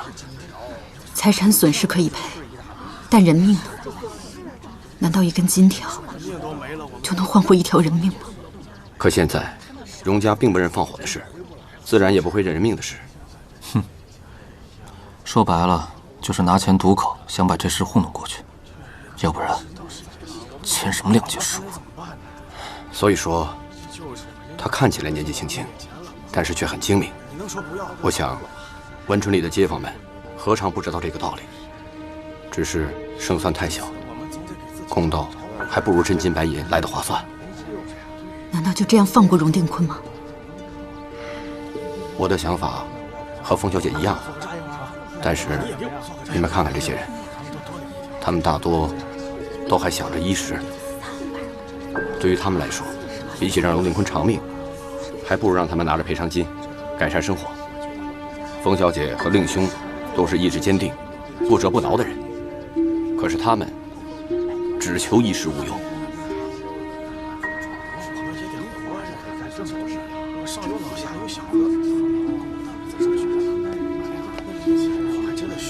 我签。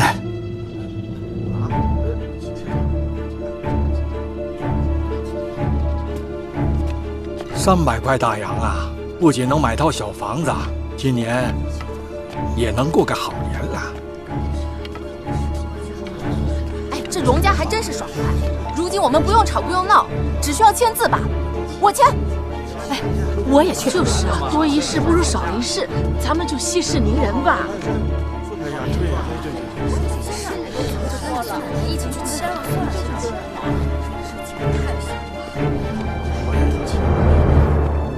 来，一会儿就轮到你们了，一个一个来。轻点啊！签，你看。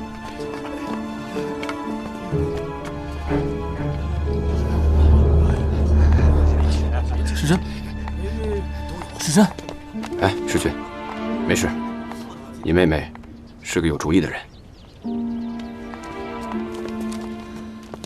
我们冯家没死人，但是房子特别大，还有2个门的铺面。荣大少，你看这个账该怎么算？冯家情况特殊，理应给双倍的金条。荣家权势在握，人脉通达，今天肯拿金条来买我们闭嘴，还真是下了血本了。我这个当先生的，怎么能不捧我学生的场呢？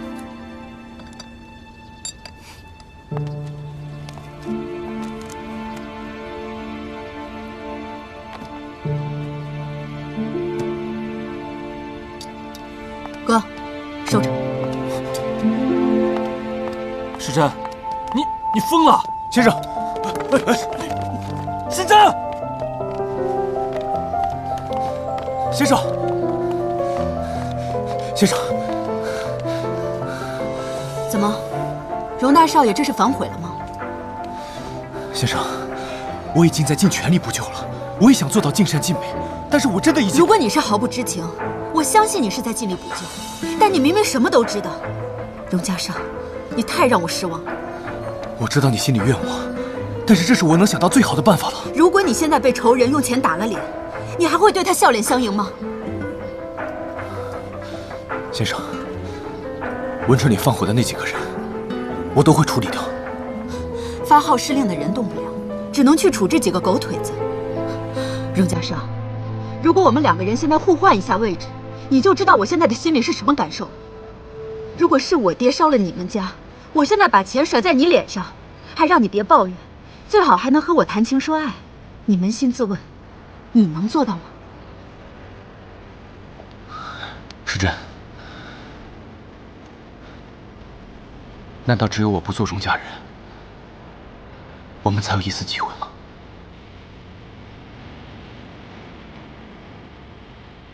但是你不会的，这个事情倒不是你不能，而是我还不值得你这么做。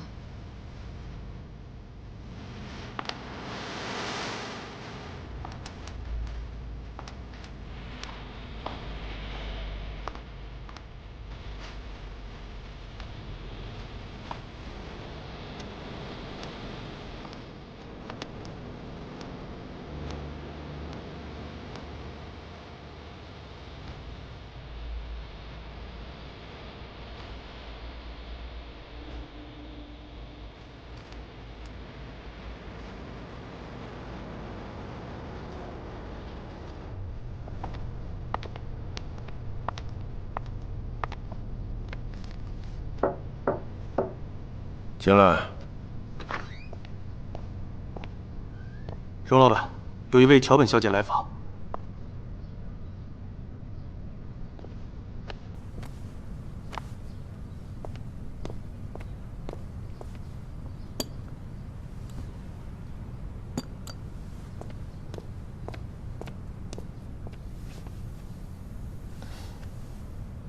桥本小姐，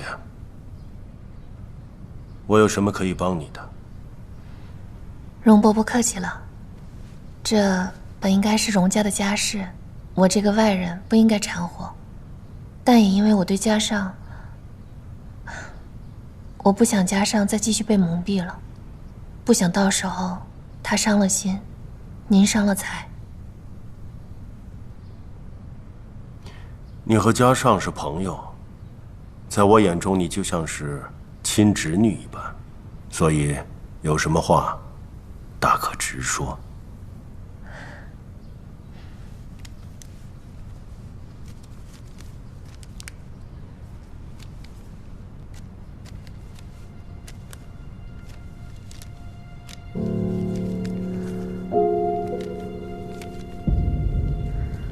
半个月前，我和弟弟去杭州拜访远亲，在酒店不小心碰到了杜小姐和她的朋友，就顺手拍了这张照片。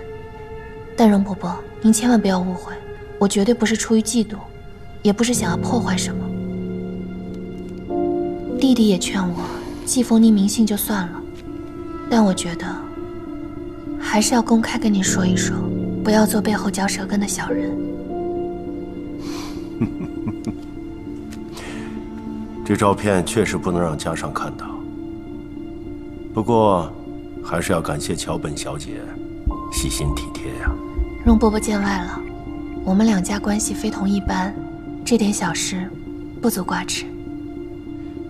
我只是听嘉尚说你们是朋友，但是真没想到桥本小姐是如此的聪慧机敏，让我印象深刻呀。好了，不绕弯子了，还有什么话不必对我隐瞒。那我就直说了。说句心里话，我对嘉尚的感情其实一直都没有变过。他生日那天，当我看到他订婚的时候，我心都碎了。后来又发现他未婚妻不忠，我更是替他感到愤怒、难过。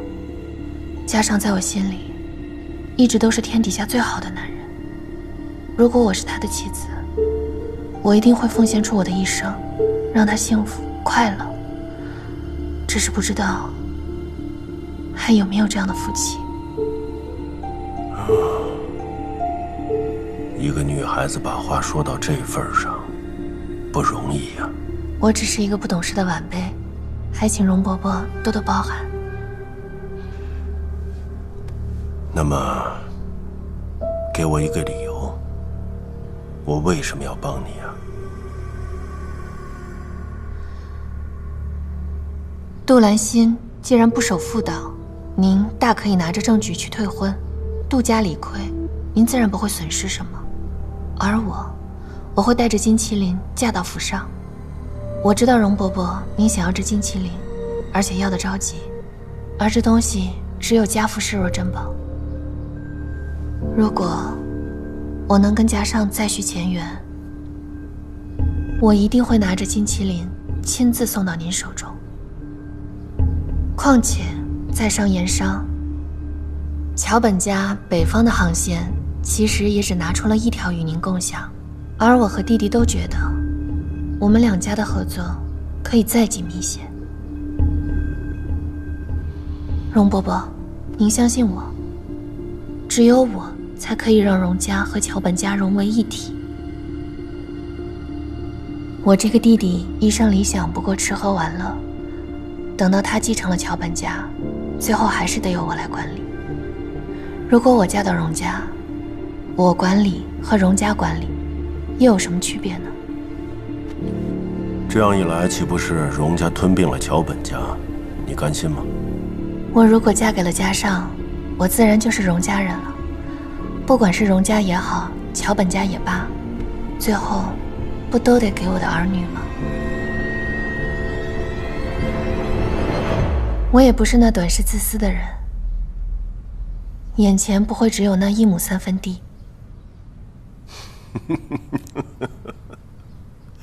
好，桥本小姐真是给了我一个意外的惊喜啊！我是真没想到嘉尚会认识你这样的女孩子。不过，你就那么有信心，你弟弟可以取代你哥吗？我可是听说你大哥好点了。不过是回光返照罢了。容伯伯应该知道，我大哥重病在身，须得少出门，少活动，更要少受刺激。若是稍有不注意，在外发病，就很难抢救回来了。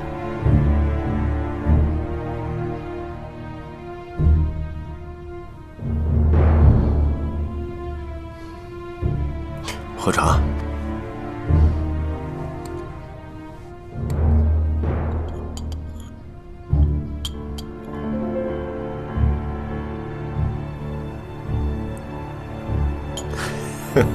桥本小姐，时候不早了，我派人送你。那晚辈就先告辞了，在家静候伯父佳音。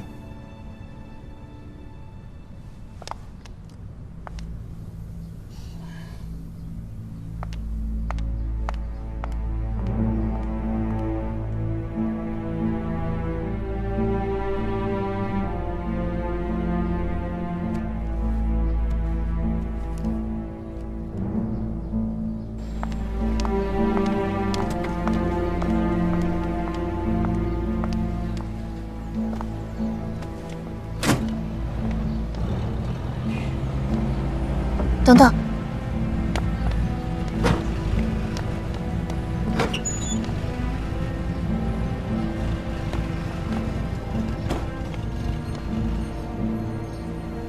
我会得到他的。开车。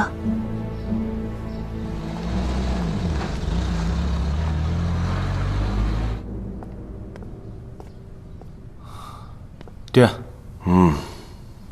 都办好了。是啊。冯家呢？都签了合同了。居然没有闹啊！冯世勋闹了一场，冯世珍签了合同，他也无话可说。看来他们还挺识相的。你都办好了，我就不多言了。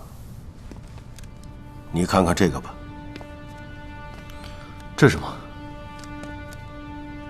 刚才桥本世之来了，带着这张照片，还说了好多话，不过就一个意思，让我们和杜家退婚，娶她。他会带着桥本的家产和金麒麟嫁过来。他还让我帮助他除掉他大哥。哼，真没看出来啊，一个小姑娘野心不小。爹。那您打算怎么办？准备答应他吗？那可是桥本正三的嫡长子，我怎么会被区一个女人的话得罪整个桥本家族？至于婚事，一个出身卑微的日本人的庶女，小小年纪心机深沉，为了谋权夺利，不惜残害自己的家人，这样的人合作利用尚可。做家人，万万不可。既然如此，不如先和杜家退婚吧。杜兰心这个水性杨花的女人，自己做的丑事，我们和她退婚，理所应当。不过这事不可急于一时。您到底打算如何处置？下个月在世博馆会举办5年1届的华中古玩慈善拍卖会。咱们全家都去，你带上杜兰心，把这几张帖子给桥本家送去，也算是我给桥本小姐行个方便吧。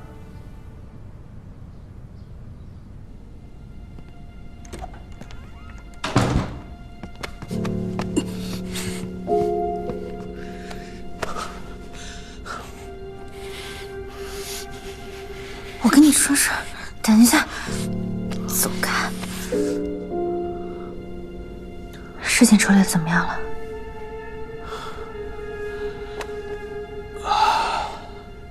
荣家上用钱安抚了文春里的居民，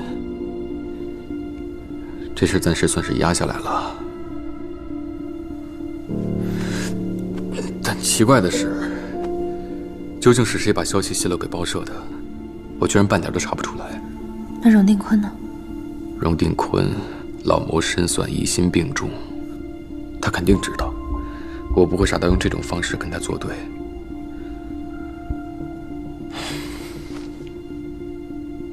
表姨跟我说，要尽快准备你跟荣家昌的婚礼了。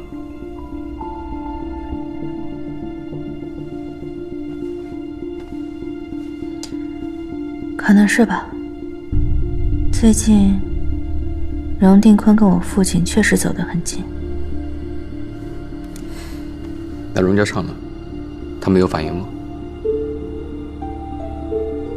他自己的感情都一团糟，哪顾得上我呀？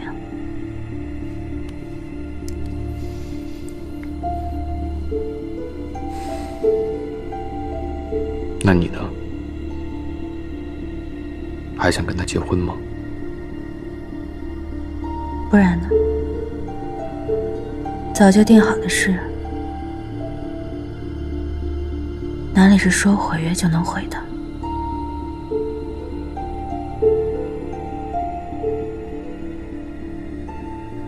一想到你要跟他结婚，给他生孩子，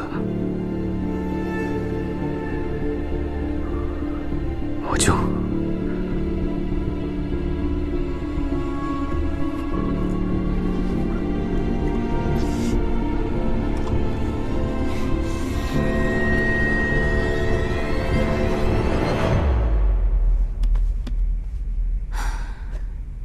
你哥这2天啊，不爱说话，也不爱回家，总说是要值班，怕是生咱们俩的气了吧？妈，您别多想，我哥他也许是太忙了。他再忙也得回家呀。其实啊，我知道你哥，从小这性子就倔，什么事啊都爱认个理。他其实一门心思想让这荣家认个错，可你跟人签了协议，又拿了金条，他是不是伤了心了？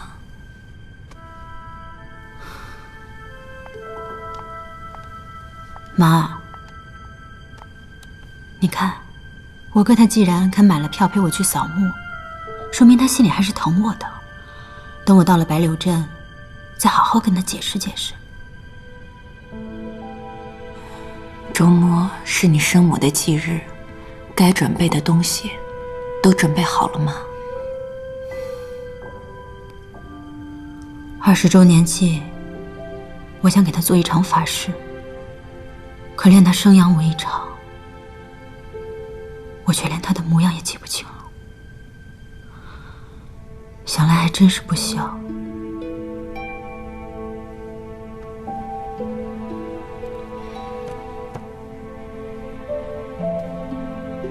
这些年，你就没有想起点什么来啊？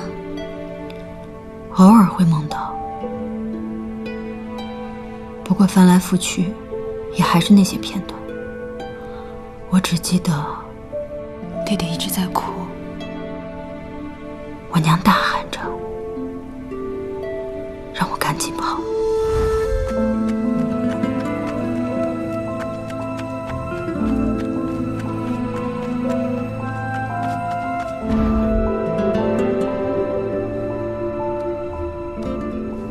20多年过去了，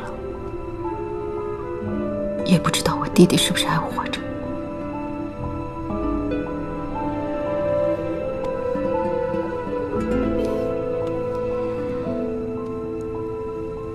但愿呢，也有个好人家把他给收留了啊。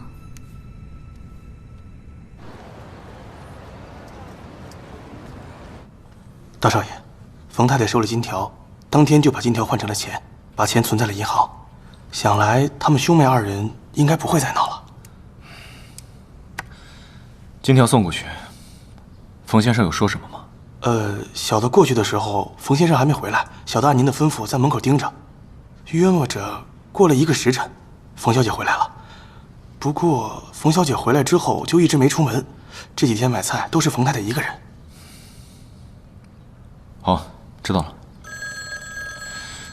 你先下去吧。是。喂，荣少爷，是我。红房子医院的王春华。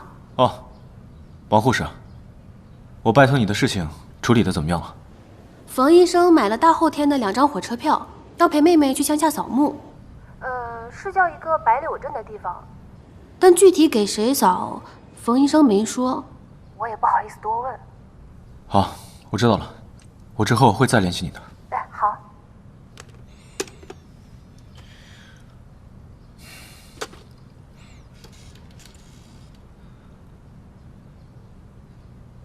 喂，是红房子医院吗？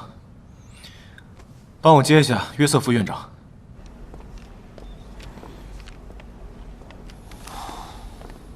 哟，世轩，刚值完夜班，还不回去休息啊？今天啊，要陪妹妹去趟乡下，时间来不及了，我准备啊直接去火车站。冯医生，亏了您没走，刚来一台大手术，需要您亲自做副手，您赶快准备一下吧。这么临时的吗？啊，不能让文培兄去吗？我之前申请过临时调班的呀。他还有事啊，我可以去啊。那可不行，这可是约瑟夫院长亲自下的命令，指定让您去。再说了，这刘迎春刘医师亲自操刀的手术，多少人抢着要做他的副手。冯医生，这种机会您万万不能错过呀！那你赶紧去吧，啊！王护士，麻烦你一会儿跑一趟火车站，务必啊把这个交到我妹妹手上。好，冯医生您放心。麻烦了。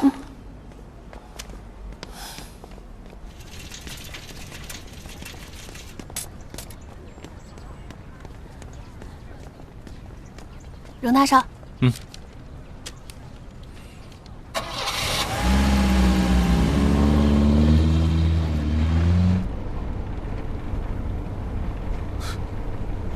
为了你的心上人，你还真是煞费苦心啊！自从那件事之后，他一连几天都闭门不出，我的手下也查不到他的消息，只能从他哥入手了。那你找到他之后怎么办？他要是还怨你呢？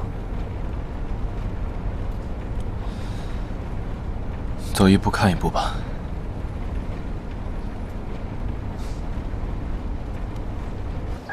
东西一定要拿好，拿好，路上小心啊！我心啊！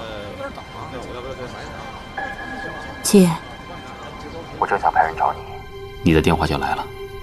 听说文春里的受灾住户们全都签了合同，收了荣家的金条，你也签了吗？是，那天没想到荣家尚会带着金条闯入谈判。文春里的邻居们在大火里面都损失惨重，面对这样的重金赔偿，难免不动心。我如果不随着大刘签了合同的话，以荣定坤这样的性子，难免会起疑。来，出示一下车票。火车站？你要出远门吗？对，我和哥哥去白柳镇祭拜我生母。好，一路平安。再见。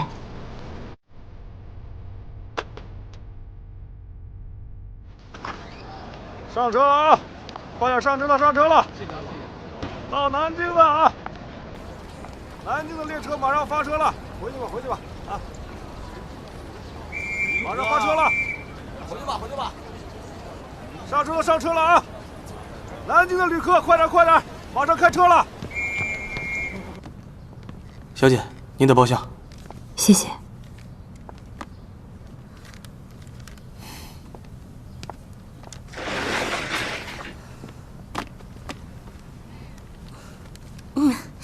妹妹，你自己一个人出门，家里人也放心呀。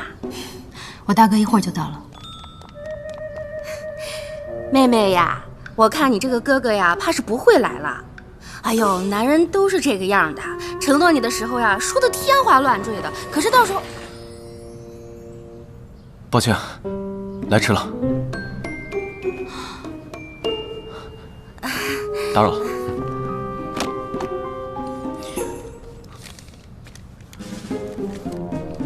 冯医生让我转交给你的。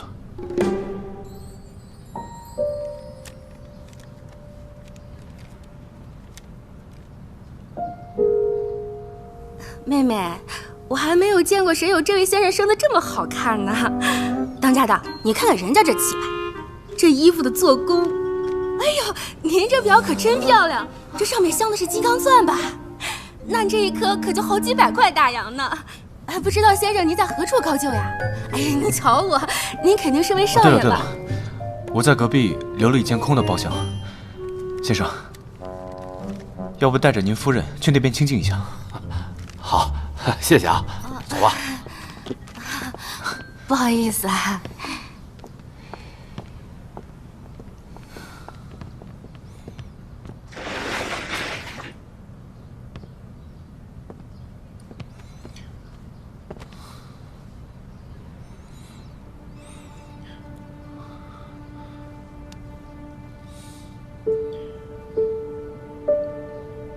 你瘦了，最近没有休息好。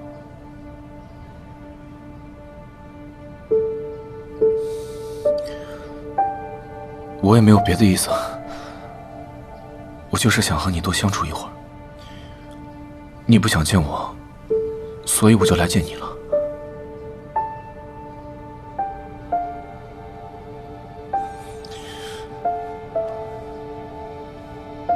先生，你就当我是个朋友。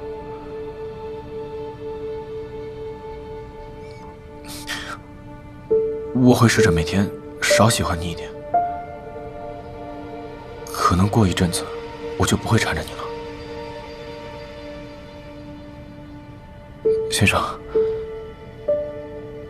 就拿出你当时驯服我的耐心来，容忍我一阵子。我一定恪守礼法，绝不会做你不喜欢的事。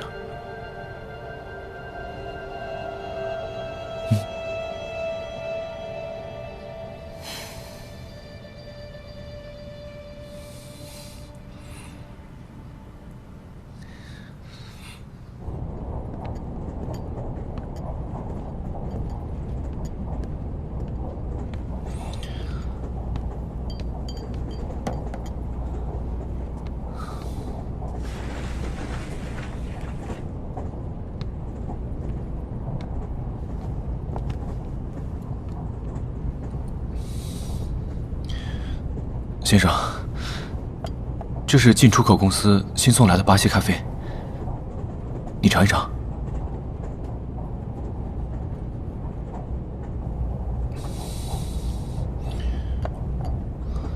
还有这个，这是我特意托人找法国大厨做的甜点。我想你早上赶车肯定没吃什么东西，吃一点吧。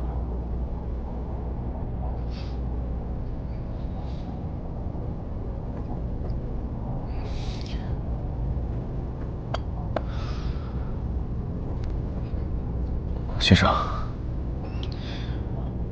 我就是想营造一些属于我们的美好回忆。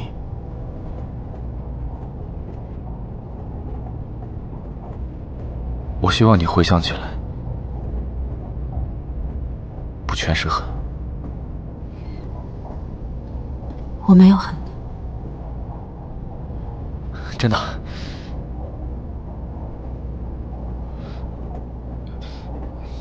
那件事都是我的错，但是我们能不能先把它放在一边？这几天你就当我是你的学生朋友，哪怕是个跟班跑腿，只要你让我待在你身边，我一定会乖乖听话的，好吗？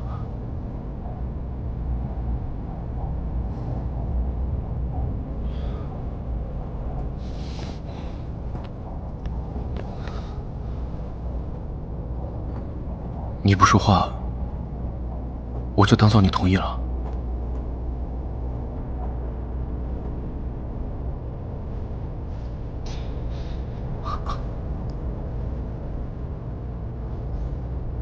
尝一点吧。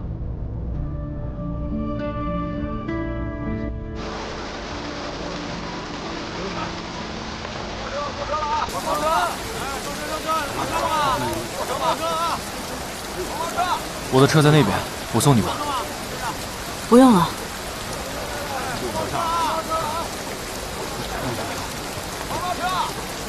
您坐车吗？坐车吗？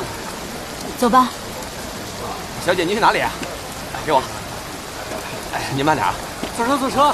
先生，您坐车吗？去东风来客站。好的。坐稳了。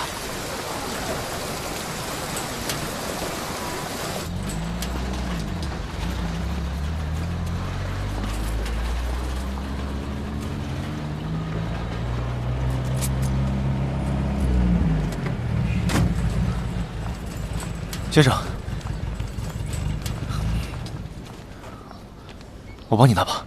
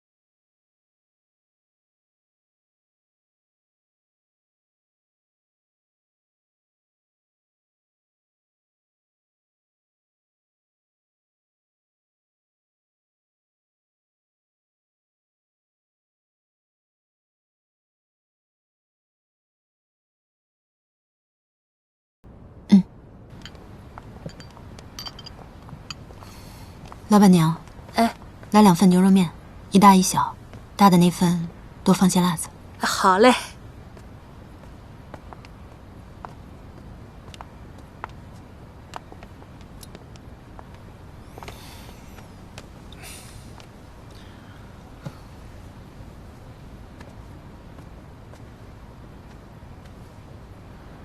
你以前经常来这里？不常来，1年也就忌日来1次。这个白柳镇又破又小的，只怕你这个大少爷会不习惯。我才没那么娇气呢。我以前念军校的时候，每个学期都要去野外训练1个月，那个时候风餐露宿，自己生火做饭。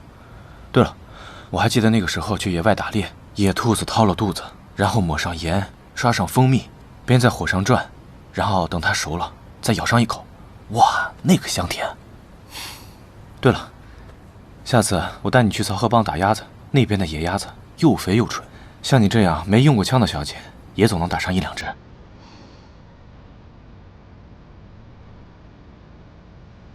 若是开春，我们还能再见到啊。谢谢。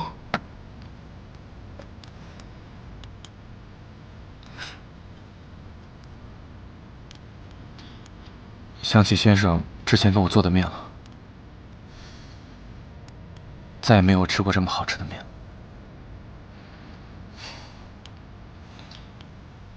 很高兴你还记得我的口味。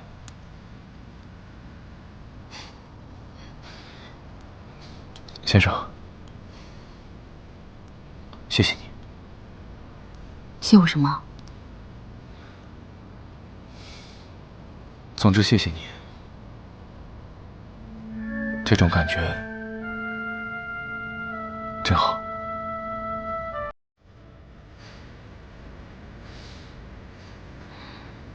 快吃吧。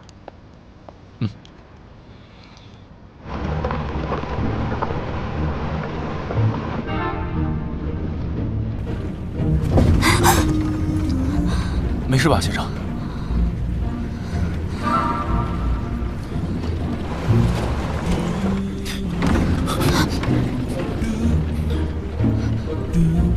你坐好了。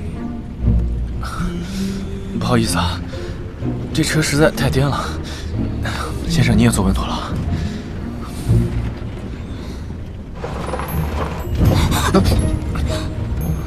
没事吧？喂，你开慢点。对不起，大少爷。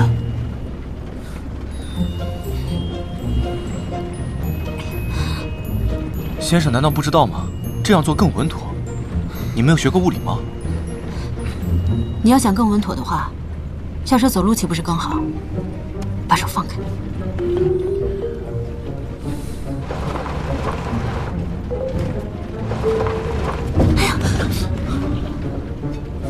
你看，不是我不松手吧？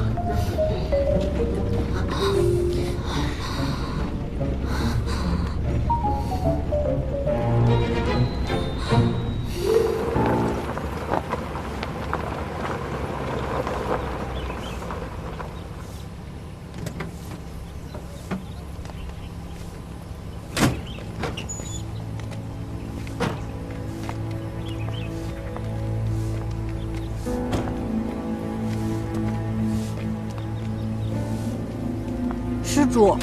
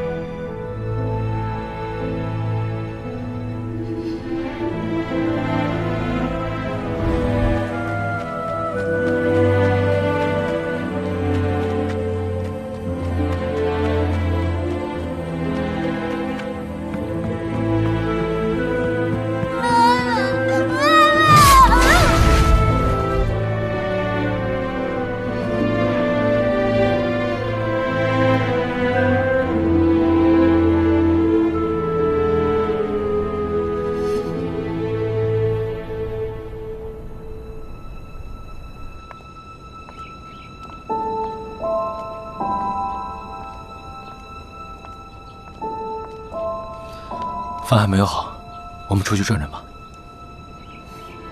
好。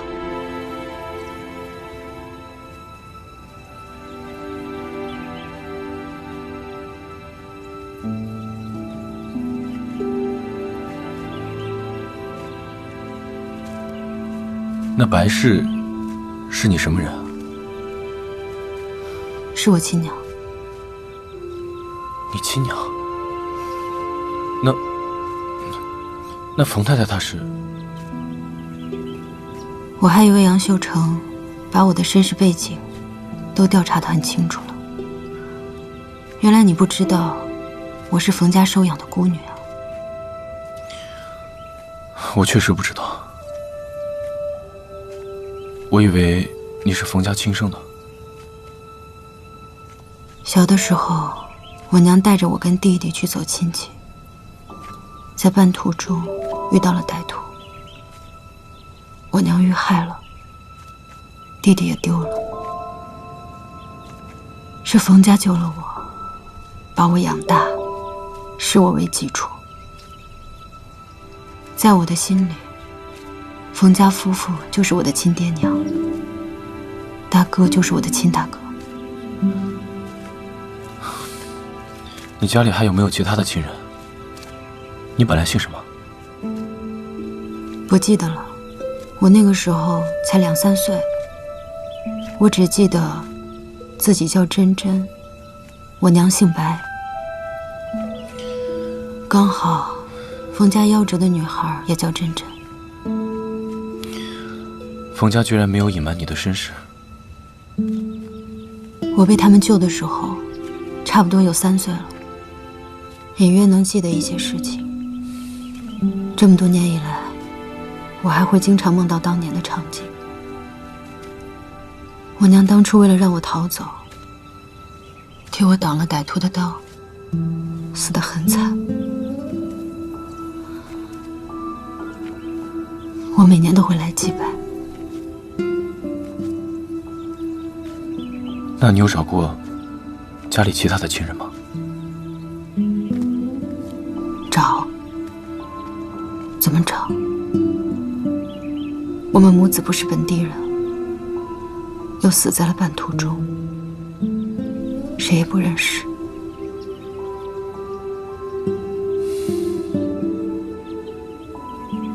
我的命已经算好的了，冯家待我如己出，又送我上了大学。但我那个弟弟，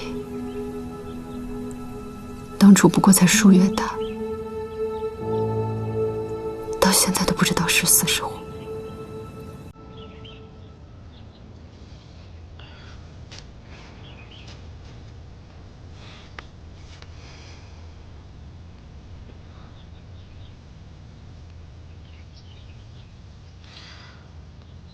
他一定会好好活着，一定会找到好人家，平安长大。到时候会来找你这个姐姐的。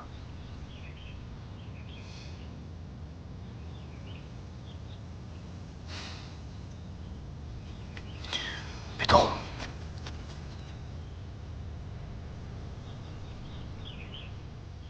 我就想抱抱你。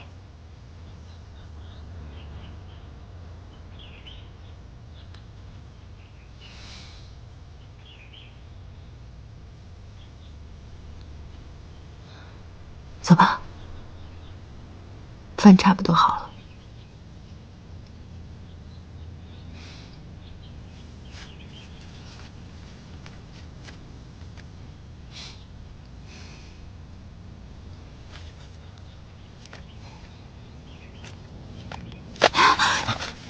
没事吧？没事。看来只能这样了。来吧。没事了。快点！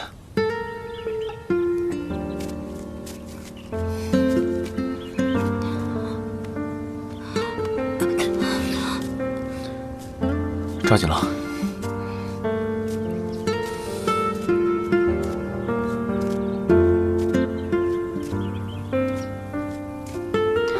我上大学的时候，读过一本地质学的书，说咱们现在站着的地方，在1万年前都是一片汪洋大海。也不知道再过上1万年，这里会不会又变成海了？也许又会变成海吧。世间万物皆有轮回。到时候大水冲过来，什么都没了。到时候如果上海被淹了，我就划着船带着你逃命。不知道你肯不肯跟我走？什么都没有了，我能跟你逃到哪儿去？逃去天涯海角。对了，我应该开着飞机来接你，到时候我们就往有山的高原飞，穿过云层，脚下是汪洋大海，就我们2个人，一往无前，飞到世界的尽头。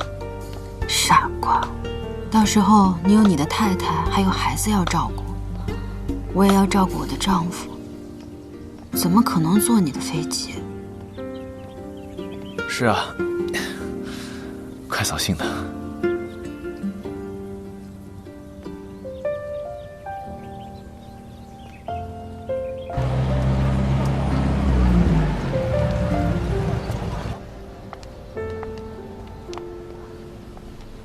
下午2点半的火车票，我先上楼收拾行李了。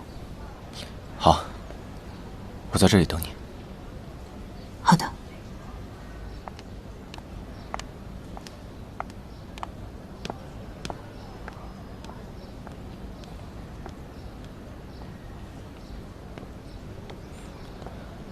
掌柜的，哎，我向你打听个事。啊。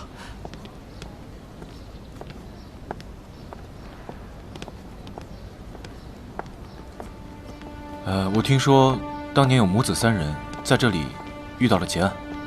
这白柳镇啊，虽然小，但是一直都很太平。以前啊，连个偷鸡摸狗的人都没有。当年那事，可把全镇的人都给吓坏了。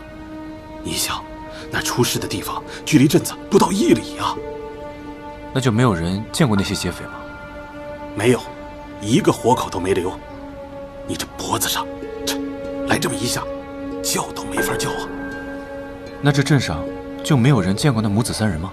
他们应该是从南边来的，往东北去的。你到南桥边的茶水店去问一下，这过路的都喜欢在他们家歇歇脚，喝口茶再走。好。哎呦，哎，谢谢谢谢谢谢啊！先生，先生，先生，你打听这件事情干什么？你就不想找到你的家人吗？你的亲爹也许在找你呢。找我？20年的时间了，要是想找我，爬也该爬来了。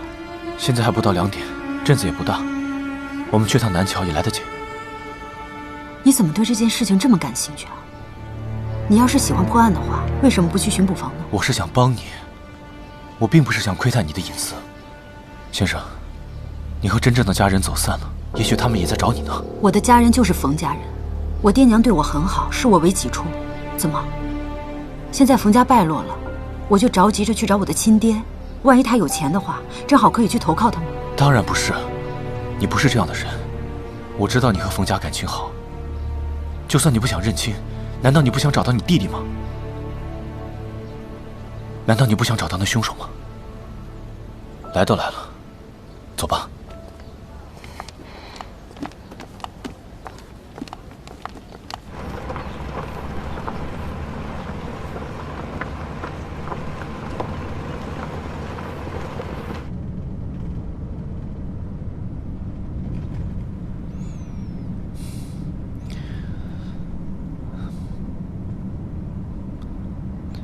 小时候的事情，你还记得多少？当时太小了，只是有一些很模糊的记忆。只记得当时，我娘带着我和弟弟坐着板车，遇到歹徒的时候，我娘就让我快跑。你看到谢飞了？只是一个黑影罢了。有的时候在梦里，它是一条大黑狗，要扑着过来咬我；有的时候，又是一块大石头，从天而降，好像要砸死我。还记得你3岁时候的事情吗？我记得我很小的时候，在花园里玩，被蜜蜂叮了，当时疼得大哭。后来问我奶娘，说是3岁时候的事情。还有一次，那个时候太太刚生了方林和嘉欣，我去给他们摇摇篮，结果晃得太用力，他们大哭，太太冲过来，一把把我推在地上。那个时候，不是3岁就是4岁吧。好吧，这下轮到我替你难过了。我们俩都是没娘的孩子，我那个爹还形同虚设，我们也算是同病相怜吧。谁跟你同病相怜了？我爹娘对我好着呢。是啊，我还挺羡慕你的。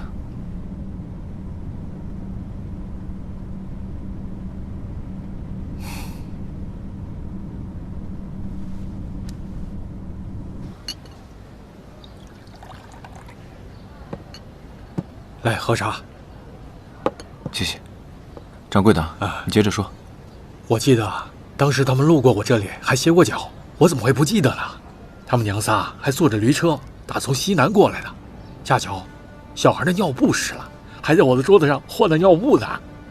当时旁边还有个小女孩，大约有3、4岁。你看弟弟多乖呀，一点都不哭。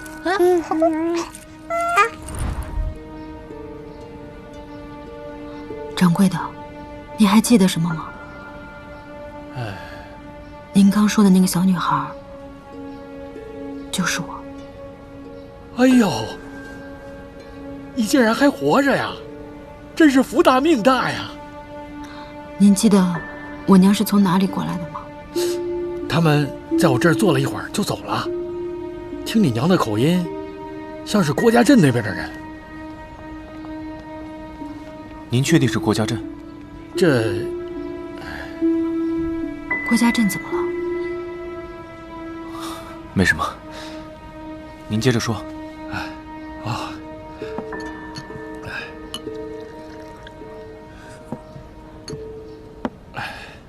是不是郭家镇的人我不清楚，像那边有郭家镇、福田乡、万金乡，口音都差不多。你说这事啊，那都是命啊！这话怎么讲？他们娘仨到这里的时候，已经是日头偏西了。我老伴就劝他在客栈歇下，明天再走。可是他说前面有人等着，这不，他就过去了。哎，那天他要是不走，哪会遇到这么惨的一桩事啊？掌柜的，您还记得那个赶车的长什么样吗？是个年轻的汉子，他管那妇人叫嫂子，想必是夫家的小叔子吧。不过什么？不过那汉子是北方口音，个子又高，不是本地人。那人也死了？没有，那现场只有那妇人的尸体。我跟街坊邻居都议论过，你说这事儿怪不怪呀？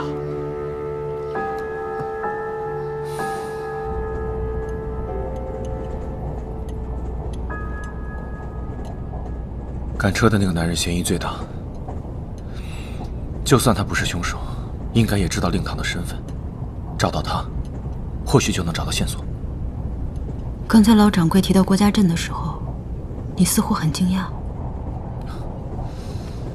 也不是惊讶，就是有些意外。我们荣家也是从郭家镇出来的。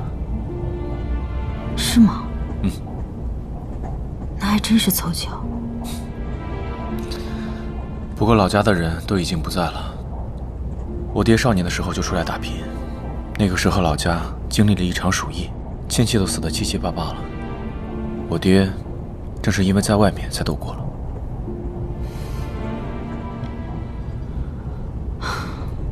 如果我娘也是从郭家镇出来的，那说不定我们俩还是亲戚呢。没准你是我表姐呢。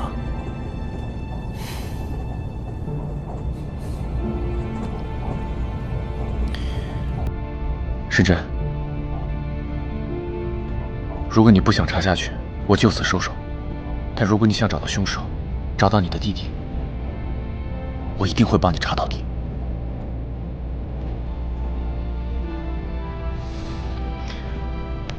时珍，利用我吧，我可以办到许多你办不到的事。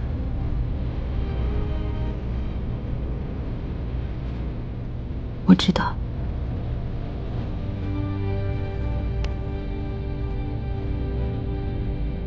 我早就知道了。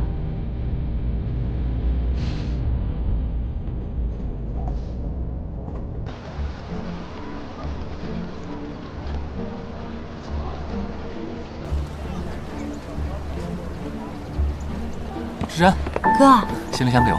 好，慢点。怎么样，还顺利吧？挺顺利的。对不起啊，哥临时有事，实在走不开。知道你忙，没关系，你请我吃好吃的就行了。行，想吃什么哥都请你。那就吃旺福楼吧。旺福楼可以啊，当宵夜吃吧。旺福楼有点贵哦。哥哥请妹妹挺贵。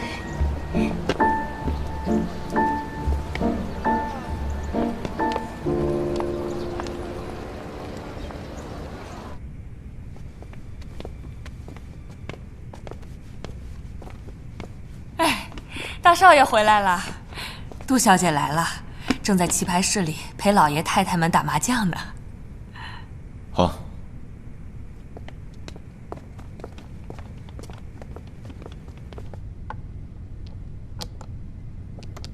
哎呦，敬上。谢谢表姨。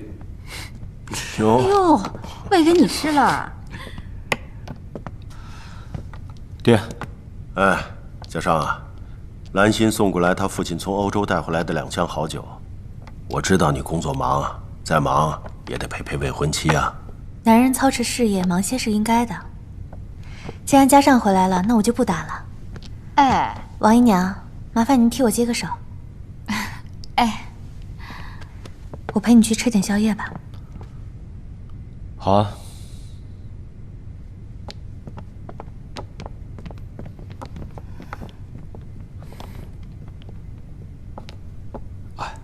5万。哟。哎呦，一条龙。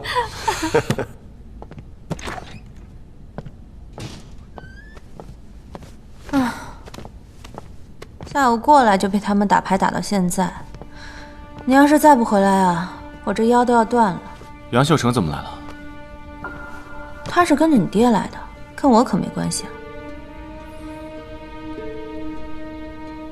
怎么，你这个太子爷已经不能容忍让他出现在你面前了？说到底，还是你们荣家先对不起他的。我对他没什么意见。